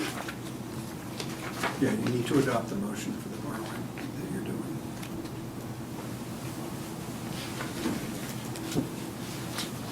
Move that the Board of Selectmen vote to authorize the sale of a $300,000 bond anticipation note of the town towards acquisition of land at 31 Boxborough Road, as authorized by May 1st, 2017 Town Meeting, Article 21. Said note dated July 28th, 2017, and payable March 29th, 2018, to East Hampton Savings Bank at par, and a net interest cost of 1.30%. Second. Moved and seconded. Any further discussion? Seeing none, all those in favor? Aye. Aye. All those opposed? Takes care of that. 6A, we still have down, we have 7 minutes ago, has to do with updates.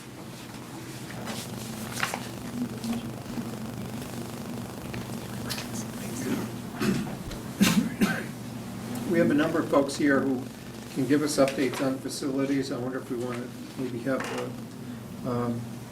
the OPM talk about fire station.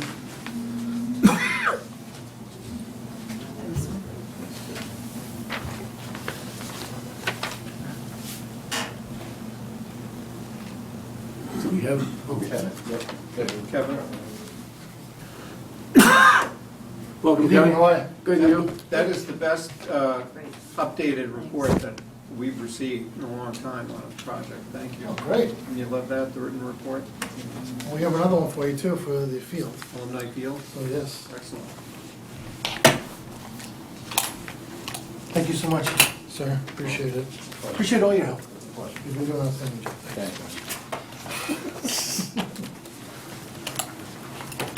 Thanks, Steve. So which one would you like me to go over first, firehouse? Yeah, fire and then alumni, and we'll probably run out of time after. Sure, no problem. So we'll just give you an update on the Littleton Fire Department, on where we are right now. So, as you can tell by some of the photographs that are a part of the attachment that you received, there's a lot of big transformation going on that job site right now. The insulated walls and roof panels have been installed, which is a great help, because now we're gonna start to seal in the building, so we can do a lot of work on the inside.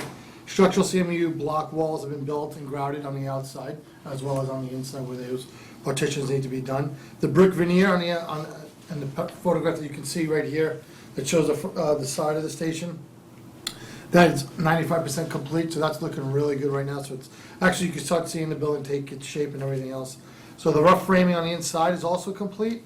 Exterior conduit is being set, rough approximately 50% complete. Plumbing is also about 75% complete, so now people are starting to get out of each other's way. So now we have all room where there seems to be no coordination issues at all. Mechanical rough, which we had an issue with in the beginning, has all seemed to make itself play nice with everybody. So we're very happy with the way that's going.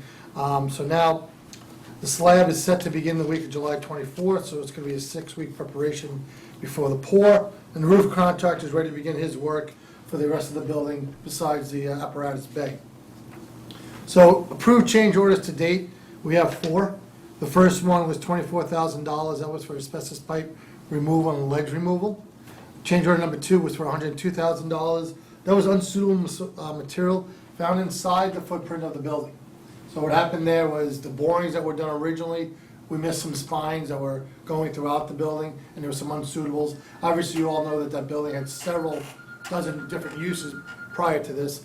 Thus, we found a lot of ash, a lot of unsuitable materials, organics in there that we had to take out that would not sustain the concrete floor for the apparatus trucks. So that all had to come out. Change order 3 was for $19,000, additional water work line on Wilderness Drive. So we made a connection from the building to the town side of the road. And change order 4 for $47,000. This is now on the outside of the building where unsuitables were located. So that's approximately $47,000. That will be your driveway. And again, it's not like your typical driveway. You have to understand that the ladder truck's gonna be there, the pumper trucks are all gonna be there, and they're gonna be going back and forth. Ambulances, much heavier equipment than what a normal driveway would need. Thus, we have to go down a certain distance to bring it all back with suitable soils for that. So approved change orders to date, $228,000. That also includes a $35,000 change for the statue and monument that's gonna be going on the site, which is gonna be outstanding when it's all considered all done. We have a potential change order and wish list item. These are the items that we've talked about wanting to do. If we had the money to do it as we go along the project, we'll be able to implement them as we go along. Those numbers add up to $335,000, and that includes the ALS equipment, the gym equipment, the pole, some safety kits, lighting, and everything else that will help sustain the building for a longer period of time. Thus, when you add all of this up, our remaining contingency, is $390,000. So we're very healthy right now. We have a very good contingency. We're basically all out of the ground. We've compensated for the driveway around it, which was another big concern. We've done all the demo work, so we're not gonna find anything brand new that surprises us. So, but I still feel right now, the $390,000 that remains will be very, very healthy for anything else that we might wanna add later on. If not, we'll just keep going and will be done. This number always, as everybody knows, is a living number. It can change at any time based on what we're gonna find. So we'll continue to give you guys all updates as we go along with the project. All right? The project is still scheduled to be completed on now December 24th. We've given them 10 extra days due to a change order that they were entitled to, so that just pushes it from the 14th to the 24th. They have made all indications to us that they will be done by that time. Okay, so again, if those are, any issues come up with that, you guys are gonna be the first ones to know what's going on. They've made indications, and I take it that you accept those as being valid? Yes. And believe Yeah, them to be true? we have reviewed their change orders and the reasons based on the schedule that they provided in the beginning, what the milestones were that were affected by their changes, and they seem very valid. They seem to what we're reasonable. doing. Okay. Can I ask you a quick question Absolutely. while we're talking about change orders? How did we ultimately miss the unsuitable material? I mean, I get missing a pocket Mm-hmm. of unsuitable material, but did we not do geotechnical work We did. in the driveways? What What did happened, we miss? before the project started, when you had the architect on board, they did 8 borings around the site. When you do 8 borings on that size of a site, there's a very good chance that you're gonna miss something. So in an effort to try to be conservative, we should have went to be a little bit more aggressive. So Who made the determination that what was there was unsuitable? who makes the determination? The Who made it? geotech. Was it their who ultimately made that determination? That was it. All right, so I'm a little bit confused. Now, currently, who made that decision? Underlying Oh, this change order. We hired an independent geotech to come in and sample all the soil based on what stability it has to have to be able to hold a concrete slab as well as all the fire apparatus it's gonna sit on. And then it was determined that that material, which was a lot of organics, a lot of ash, some of it had asbestos in it as well, because there was unknown piping running underneath that floor, had to all come out. Okay. So that's how, one thing led to another, led to another, led to another, so. But in the future, when we ever do another project again, I would highly recommend you do more borings. It saves a lot of stuff in the end. So, okay? And then you can see all on, do they see this too? It's in Anthony? their packets. All right, so it's in your packet. So you can see the budget sheet right there, and those are our pending needs and wish lists. And those are the item, the column in the middle, it tells you the price that we have gotten so far. All right, you can see the items on the left are the PCOs, proposed change orders, and the numbers of what they're doing. And also what the owner has requested, such as gym equipment, mechanics tools, a floor cleaner, ALS equipment for the ambulances and everything else, all right? So as you go down that list, you'll be able to see what the driving force was behind those hope to have wish list change orders. All right, but again, like we said, that number is 335. If we were to do all of those, and you add up all the other ones that we've already done, I mean, we're still have a very healthy contingency of over $300,000. Okay? Any questions on that one? No, but I might have to hold you up because we have to open up a public hearing.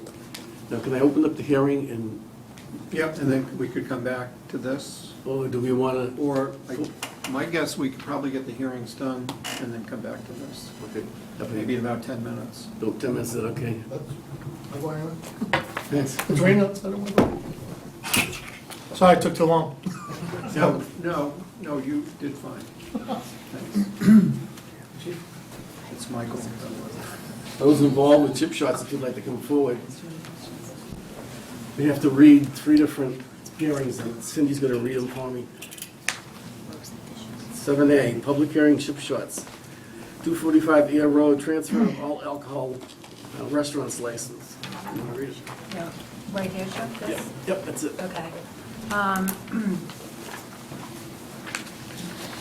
Okay, application for transfer of an all-alcoholic restaurant license from Chip Shots Pub, Inc. to Matuli Patel and Dave, Inc., DBA Chip Shots Pub for 245 Air Road, Littleton, Mass. The Board of Selectmen will conduct a public hearing on Monday, June 24th, 2017, at 8:15 PM in the Littleton Town Offices, Room 103, 37 Shattuck Street, Littleton, Mass. 01460, to act on the application under MGL Chapter 138, Section 12, for the transfer of an all-alcohol restaurant license for premises at 245 Air Road, Littleton, Mass. from Chip Shots Pub, Inc. to David L. Horn, manager, to Martui, Patel and Dave Inc., DBA Chip Shots Pub, Nikita H. Patel, proposed license manager. A copy of the application is available in the Board of Selectmen Town Administrator's Office, 37 Shattuck Street, Littleton, Mass. 01460. Comments thereon may be submitted in writing to the Selectmen Town Administrator's Office by noon on Thursday, July 20th, 2017, or in person at the hearing. I suggest you read the other two hearings, so we'll conduct all three hearings at once, and then you can take the set of votes. It's 7B and 7C. Oh, okay. We have three hearings, all for one premises, but Okay. three different types of licenses. Common victacular, is that? Titular. Thank you. License application, Matui, Patel and Dave Inc., DBA Chip Shots Pub for 245 Air Road, Littleton, Mass. 01460. The Board of Selectmen will conduct a public hearing on Monday, July 24th, 2017, at 8:15 PM in room 103 of the Town Offices Building, 37 Shattuck Street, Littleton, Mass., to consider the application for a common particular license, right? Excuse me. License MGL Chapter 140, Section 2, as requested by Nikita H. Patel, proposed license manager, Maruti Patel and Dave Inc., DBA Chip Shots Pub, at the property located at 245 Air Road, Littleton, Mass. 01460, in which application is available for view at the Littleton Town Offices in room 306. The hours of operation will be Monday through Sunday from 11:30 a.m. to 1 a.m. Comments thereon may be submitted in writing to the Selectmen Town Administrator's Office, 37 Shattuck Street, Littleton, Mass. 01460, by noon on Thursday, July 20th, 2017, or in person at the hearing. All interested persons are invited to attend. Part C. Alrighty. You want me to do this one, Cindy? Sure, go ahead. Thanks, Chase. It doesn't have that B word that I'll just butcher it. License application for entertainment, automatic amusement devices. Matudi Patel and Dave Incorporated, doing business as Chip Shots Pub for 245 Air Road, Littleton, Mass. 01460. The Board of Selectmen will conduct a public hearing on Monday, July 24th, 2017, at 8:15 PM in room 103 of the town offices located at 37 Shattuck Street, Littleton, Mass. To act on the application of Maruti Patel and Dave Incorporated, doing business as Chip Shots Pub, Nikita H. Patel, proposed license manager, for an entertainment license pursuant to MGL Chapter 140, Section 181, or 5 automatic amusement devices, and to allow live and recorded music performances with amplification Friday through Sunday from 9 PM to midnight for the property located at 245 Air Road, Littleton, Mass. Comments thereon may be submitted in writing to the Selectmen Town Administrator's Office, 37 Shattuck Street, Littleton, Mass. 01460, by noon on Thursday, July 20, 2017, or in person at the hearing. Thank you. All three sections have been opened up. I'll give it to you right now. I certainly know the former owner or the current owner. Dave, nice to see you again. Sorry to see you leaving. Good evening, Mr. Chairman. Attorney Robert Peterson, 314 Main Street, for the applicants, Maruti, Patel, and Dave. As indicated by the reading of the public notices, there are 3 hearings before you this evening. One for a transfer of the all-alcoholic beverage license, one for a common victuals license, and one for the transfer of the new entertainment license, and to have live entertainment Friday, Saturday, and Sunday. It's basically, the Patels are going to operate the business. Mrs. Patel will be the manager. Mr. Patel will be the president and CEO of the corporation. The Patels have been working very closely with Mr. Ball over the past few months to have an orderly transfer of the business, should the board vote to grant the new licenses. Both of the Patels have some experience in the food service industry, and they have been familiarizing themselves with the restaurant and the beverage industry as well. Both of the Patels are tip certified. If I may, I will leave these of record. And Mr. Ball is apparently an expert on tip certification. All of his bartenders are currently tip certified, and it is the intention of the Patels to keep the staff, the entire staff, if they wish to stay upon transfer of the premises. Just general question is, what type of restaurant will it be? Is it changes that you plan on making? And No, we're not gonna change it. It's just gonna run as the same way. Same idea. Board members? I don't think I have any questions, no. Just poke the deputy chief, see if you have any comments, any ongoing issues out there that we should be aware of when considering the license, the background check, anything. Background checks came out fine, there's been no issues with the restaurant stuff. Entertainment license, we've had no issues with the existing one now, so everything's all set. I just might want to say to Mr. Horn, I want to thank you for being there so long. And just like the deputy chief said, the town hasn't had any problems. You've run a great business, and I thank you for that. And hopefully the new owners will continue the same thing. That's Thank it, you. same thing in the town. Thank you so much for allowing me to do business. And I know those transitions are hard, and it can be hard to find out or line up someone to acquire from you, so. It's been a pleasure, Yeah. really it has. Quite glad that you did the work to make that transition. He's actually been very helpful in the transition, so. That's wonderful. What was your prior restaurant experience? So I had worked for a college cafeteria when I was doing masters, and growing up we used to own like a restaurant in India. So That's wonderful. Well, I wish you success. thank you. It's been a great establishment in our community for years, so I look forward to continue seeing it go forward. Thank you. Anything else? I'm looking for a motion. It's more reading here. Chasing. I want to close the hearing first. Oh. That's right. We need a motion to close. Or see if the public has anything to say. Oh,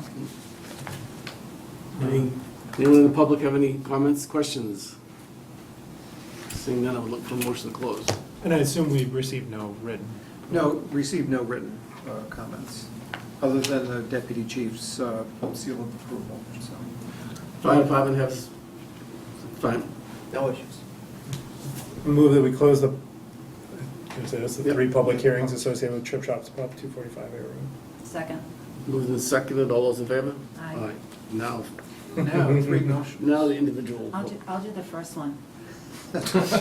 You're gonna make me comment. I am. All right. Move that the Board of Selectmen vote to approve the application under Mass General Laws, Chapter 138, Section 12, for the transfer of an all-alcohol restaurant license for premises at 245 Air Road, Littleton, Mass., from Chip Shots Pub, Inc., David L. Horn, manager, to Maruti Patel and Dave, Inc., DBA Chip Shots Pub, Nikita H. Patel, proposed license manager. Second? Moved and seconded, any further discussion? Seeing none, all those in favor signify by saying aye. Aye. Those opposed? One down. Move that the Board of Selectmen vote pursuant to MGL Chapter 140, Section 6, to approve the application of Nikita H. Patel, proposed license manager, Maruti Patel and Dave Incorporated, doing business as Chip Shots Pub, for a common victular license for premises at 245 Air Road, Littleton, Mass., with hours of operation of Monday through Sunday from 11:30 a.m. to 1 a.m. Second. Moved and seconded, any further discussion? Seeing none, all those in favor signify by saying aye. Aye. Those opposed? Last one. Oh, you. Maybe they want Joe to read. That's why he's glad that Chuck wasn't here tonight. Then he can sit in that seat and he doesn't get stuck reading all these. Move that the Board of Selectmen vote. I'm on to you.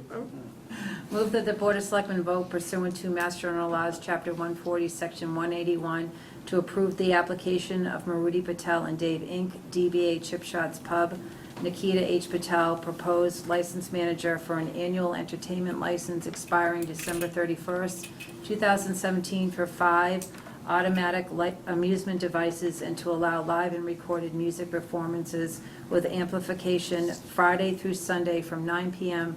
to midnight for the property located at 245 Air Road, Littleton, Mass. Second? Moved and seconded, any further discussion? All those in favor signify by saying aye. Aye. Those opposed? Nay. Great. Thank you very much. Congratulations. Thank you. Good luck. Mr. Good luck. Thank you. Good luck. Before I leave, Mr. Chairman, I'd like to make 2 observations. I've done more than my share of liquor license transfer applications over the years, and your webpage relative to liquor license transfers is second to none. And I'd also like to thank Diane Dickerson of the Selectmen's Office, who was a part-time fill-in employee when I first walked through these doors in April, and she has been nothing short of outstanding, and I plan on writing her a thank you letter, but I just wanted to let you folks know just how helpful she's been. Thank you. This very was much. her first Really appreciate that. transfer. She's been teaching us how to do liquor license. She's done very, Because we weren't so sure. I told her to She's just taught look us at the how- webpage, because it doesn't miss one thing, so. Thank you so Just much. thought you folks might want to know that. Thank you. Yeah, appreciate it. Thank you. And we have some paperwork that we'll have the board sign tonight and process tomorrow. Thank you very much. Thank you. Thank you. Diane Thank you, folks. Diane had it all ready for us to sign. Yeah, she called me today, she was checking on the hours. Thank you. Thank you. Congratulations. Thank you.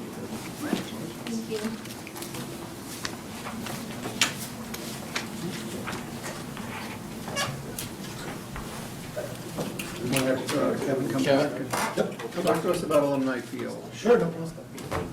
Sorry. Can't see it like this, you can see it? That was the fastest we've done 3 hearings. All right, before we. What's my time frame? Get that rest? Rest of the night, take your time. Before we flip over to Alumni Field, I had a couple other questions about fire in terms of critical paths, additional places where there might still be some uncertainty. Obviously, we've gotten the stuff out of the ground that we don't expect. There's a lot of uncertainty there. Do you see any other areas where we might be incurring additional costs, or we just don't know if we're going to be incurring additional costs? At this moment in time, I do not. At this moment in time, I think the biggest ones, our biggest concerns were getting out of the ground, Yep. and then obviously making sure that the soil underneath was suitable for what we were gonna be, what was it intended to be used for. So right now, I feel very comfortable that we're in a good position. The building's there, the building's starting to go up, the brick all work is going in, we're gonna be doing the roof, that would be the last big hiccup. Right now, we're just trying to find out the window delivery, so then we could absolutely close in the entire building, and then we'll be doing everything on the inside. So, but the town has been great with helping the contractor with the tie-in on the outside.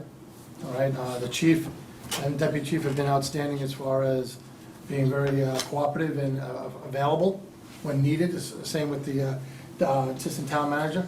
You know, everybody, this is one of the 12 fire stations I've done. This has probably been going the nicest with the town. So I really commend everybody that's taken a part in this, and it's been very, very helpful. And thank you very much.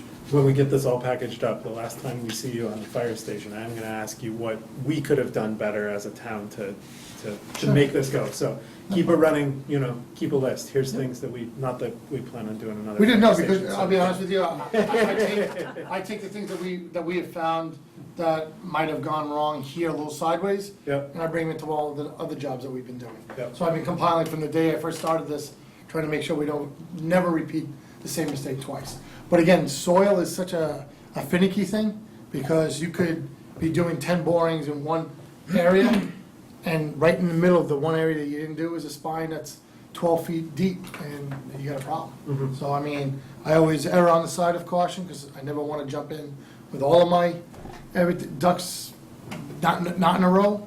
I like to set things up where I'm conservative and I can have money in the back end. Yep. So, No, in that comment about things that we could improve Yeah. process-wise, it wasn't really specific to the geotech. no, it's Just anything. like having your outside perspective and utilize that in lots of ways. Sure, not a problem. All right, so we'll get into, everybody handed out, this is the Littleton Alumni Field Project. So just some of the things that are going on, obviously, is if anybody has been up there lately, recently, you've noticed big changes on the old field. It's no longer there now. The new one's about to come into play. So original Alumni Field grass has all been removed. Everything's been taken off. And again, I commend the DPW and the town of Littleton for being very cooperative and helping us get rid of that material, so we didn't have to ship it out of town and have to pay for the trucking. So you guys have great soil now, a good stockpile of that. The old ticket booth was relocated to the high school. The old fiber line and cable lines that were originally installed are now relocated. So that's no longer a problem where the softball field's gonna go. The new ticket booth has been constructed. You'll see that and a photograph in the packet that you received. The new amenities building has been constructed, you see that also in there. Electrical features on the wall, framing, everything else is all being done. The new turf field base stone has all been installed. So in some areas, you have over 18 inches of stone that's been compacted and everything else, and that's gonna be your base. Then there'll be a 1-inch rubber membrane that goes, and then your carpet goes on top of that. So we're getting to the point now where we're getting ready to receive the new turf, all right? The new fence posts have all been done, the parking lot asphalt has all been taken out, and a new binder course has been put down, all right? Electrical conduits have all been installed for the site work. Also, the softball field work has begun. Good news is the stadium stands, which were a little bit of a concern, are on their way, so they should be here for mid-August to be erected, so it should not be a problem. And then the turf is also, because we approved the change order to mark the entire field, so you'll have as minimal maintenance requirement on that field as possible. That should be ready to go, and that field will be all set to go for all sports come the 1st of September. Okay? Approved change orders to date, we have 2 of them through Green Acres. $89,000 for heating of the amenities building, school board upgrade, logo for alumni field, sod at the softball field, which was a big one. We decided to go with sod to the entire field, so thus, come springtime, you're automatically on the ground running. Had we seeded the field, you would have been waiting 3 full growing seasons to be able to play. Thus, you wouldn't have been on that field technically until the spring of 2019. So this way, you guys are gonna be on it come the springtime of next year, ready to go, and you'll have a beautiful complex all taken care of at one time. So it'll be nothing like a bare spot here, it's all gonna be taken care of for you. I like to hear that because a lot of people in my family played softball. Oh, yeah, no, it's gonna be beautiful. All right, we've also toughed the lines, we've also done water lines to the building. Second change order was for additional granite curbing. Now, the original granite curbing was called to be reused. However, when we were in the process of removing it, it turned out that it was just in deplorable condition, couldn't reuse it, so we asked for a price from the contractor, and we got one for $17,643 to brand new granite curb along the ball field, right along against the parking lot. We also put in Cape Cod berm, which is asphalt berm, around the areas that doesn't have as much high impact, but you want the granite curb where the plows are gonna hit it. We go with something less than that, and I'm sure you can see it in other of the schools that we have around town. Some of the concrete curb, they just take a complete beating, and after a while, then you're gonna be replacing all that later. So the granite will hold up much more. So to date, total change orders for classic construction is $10,000, and that was to core for irrigation controls into the amenities building, as well as revise the electrical and fire alarm changes to the building itself. Total change orders to date were $116,874. Potential wish list items, which is a good list. We're gonna purchase all the fire alarm boxes and AED equipment. Now, the reason why we're gonna purchase, Vertex is gonna purchase it, we're not gonna charge you overhead and profit. You're gonna get this flat down number. You're not gonna get that 5 to 10% that somebody else is gonna give it, we're just gonna do it for you.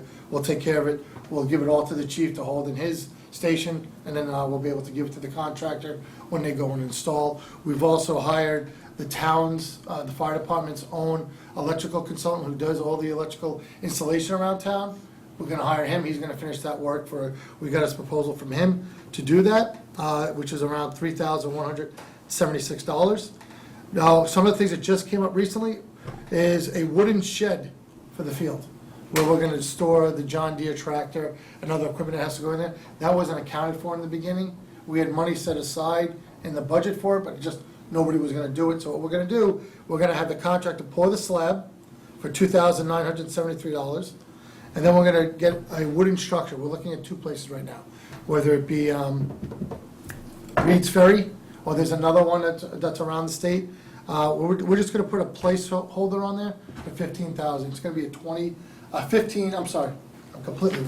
12 by 20 to 24-foot shed that will only house the gator and all the other equipment that you're gonna need to maintain that field.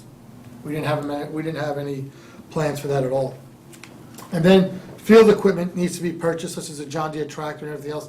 And again, we put a placeholder there. It's not gonna be $20,000, but we're just being conservative, saying $20,000. And as we go, we purchase everything, the real number gets implemented into the budget. So total wish list items are $41,150, okay? Current contingency without adding the wish list items, right now we have $124,000 remaining.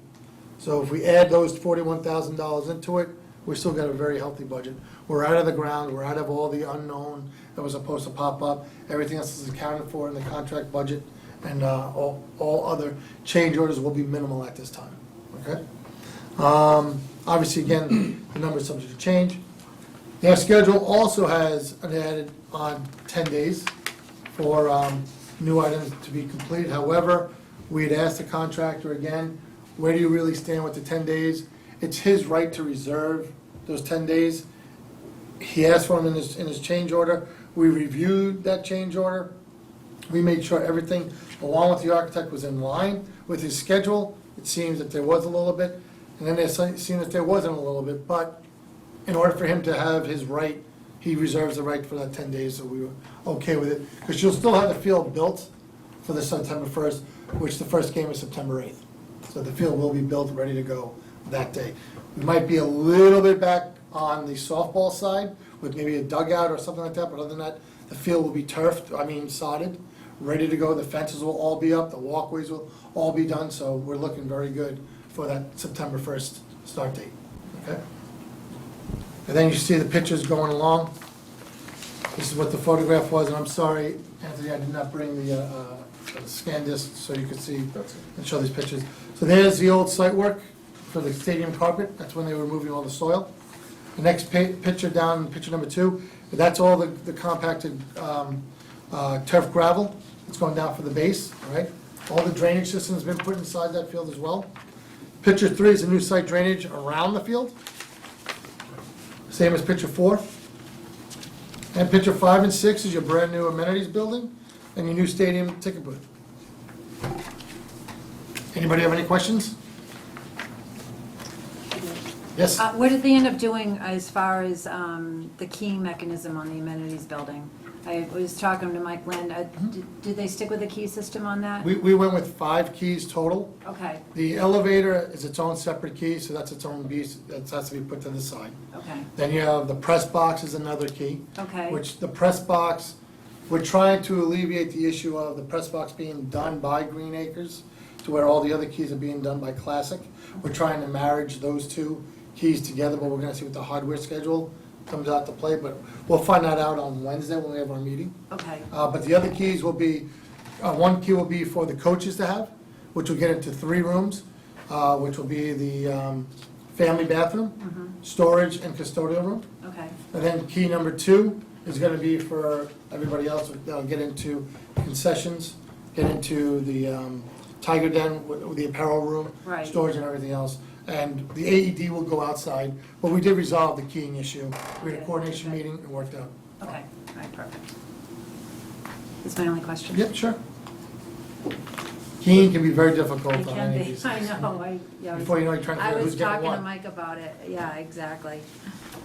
So, Are they keeping up with stormwater reports and everything to your satisfaction, stormwater inspections? we're getting monthly reports from the architect. Nothing seems to be out of the norm. Okay. Okay, everything seems to be perfectly fine. They're very satisfied.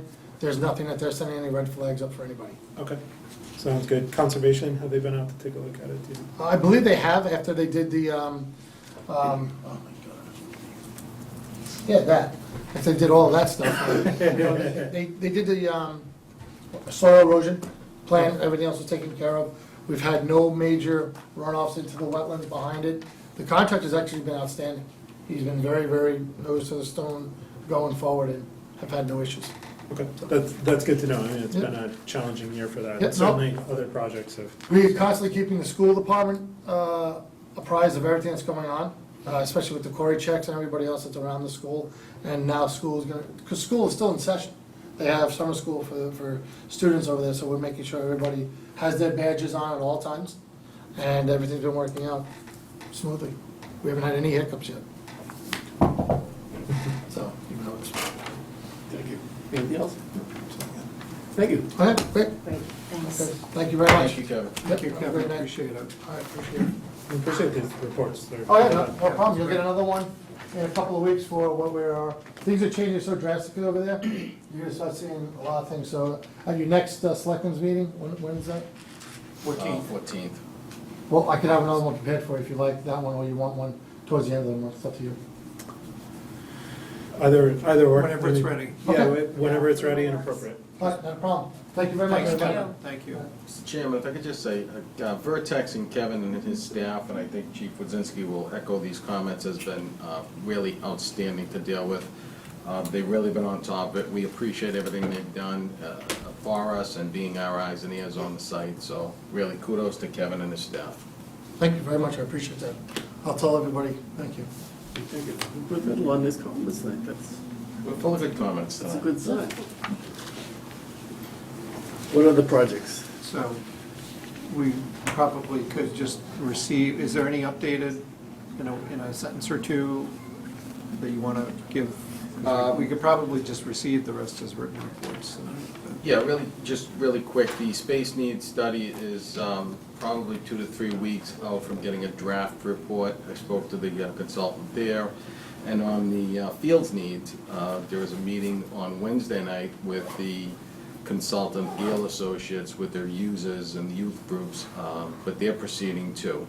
So, and Chris gave you an update on some of the other projects we have going on in town. If you have any questions, be happy to answer them now or later. Feel free to email me or contact me and answer any questions if you have. Thank you.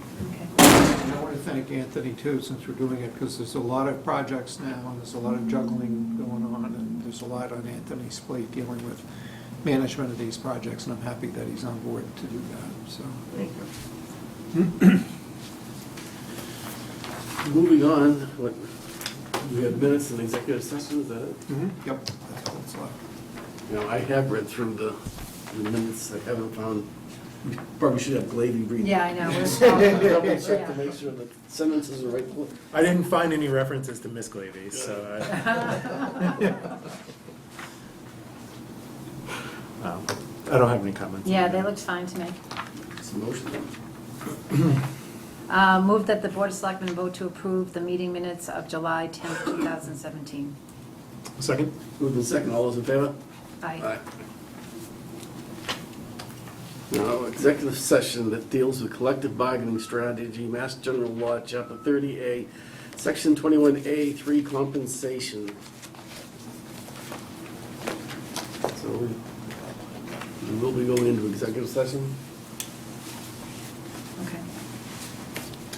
Need a motion to that? Do we do, Yep. yeah, do we Need do a a motion. motion? Oh, Yeah. sorry, okay. Wait. Oh, yeah, I'm sorry. Fine. Move that the Board of Selectmen vote pursuant to Mass General Laws, Chapter 30A, Section 21A, Clause 3, to go into executive session to discuss strategy with respect to collective bargaining with the town's unions, since an open meeting may have a detrimental effect on the bargaining position of the board, and not to convene an open session thereafter. Roll call vote, Mr. Rubik. Aye. Aye. Mr. Knox, aye. Thank everyone for watching, and Chuck, hope you're feeling better.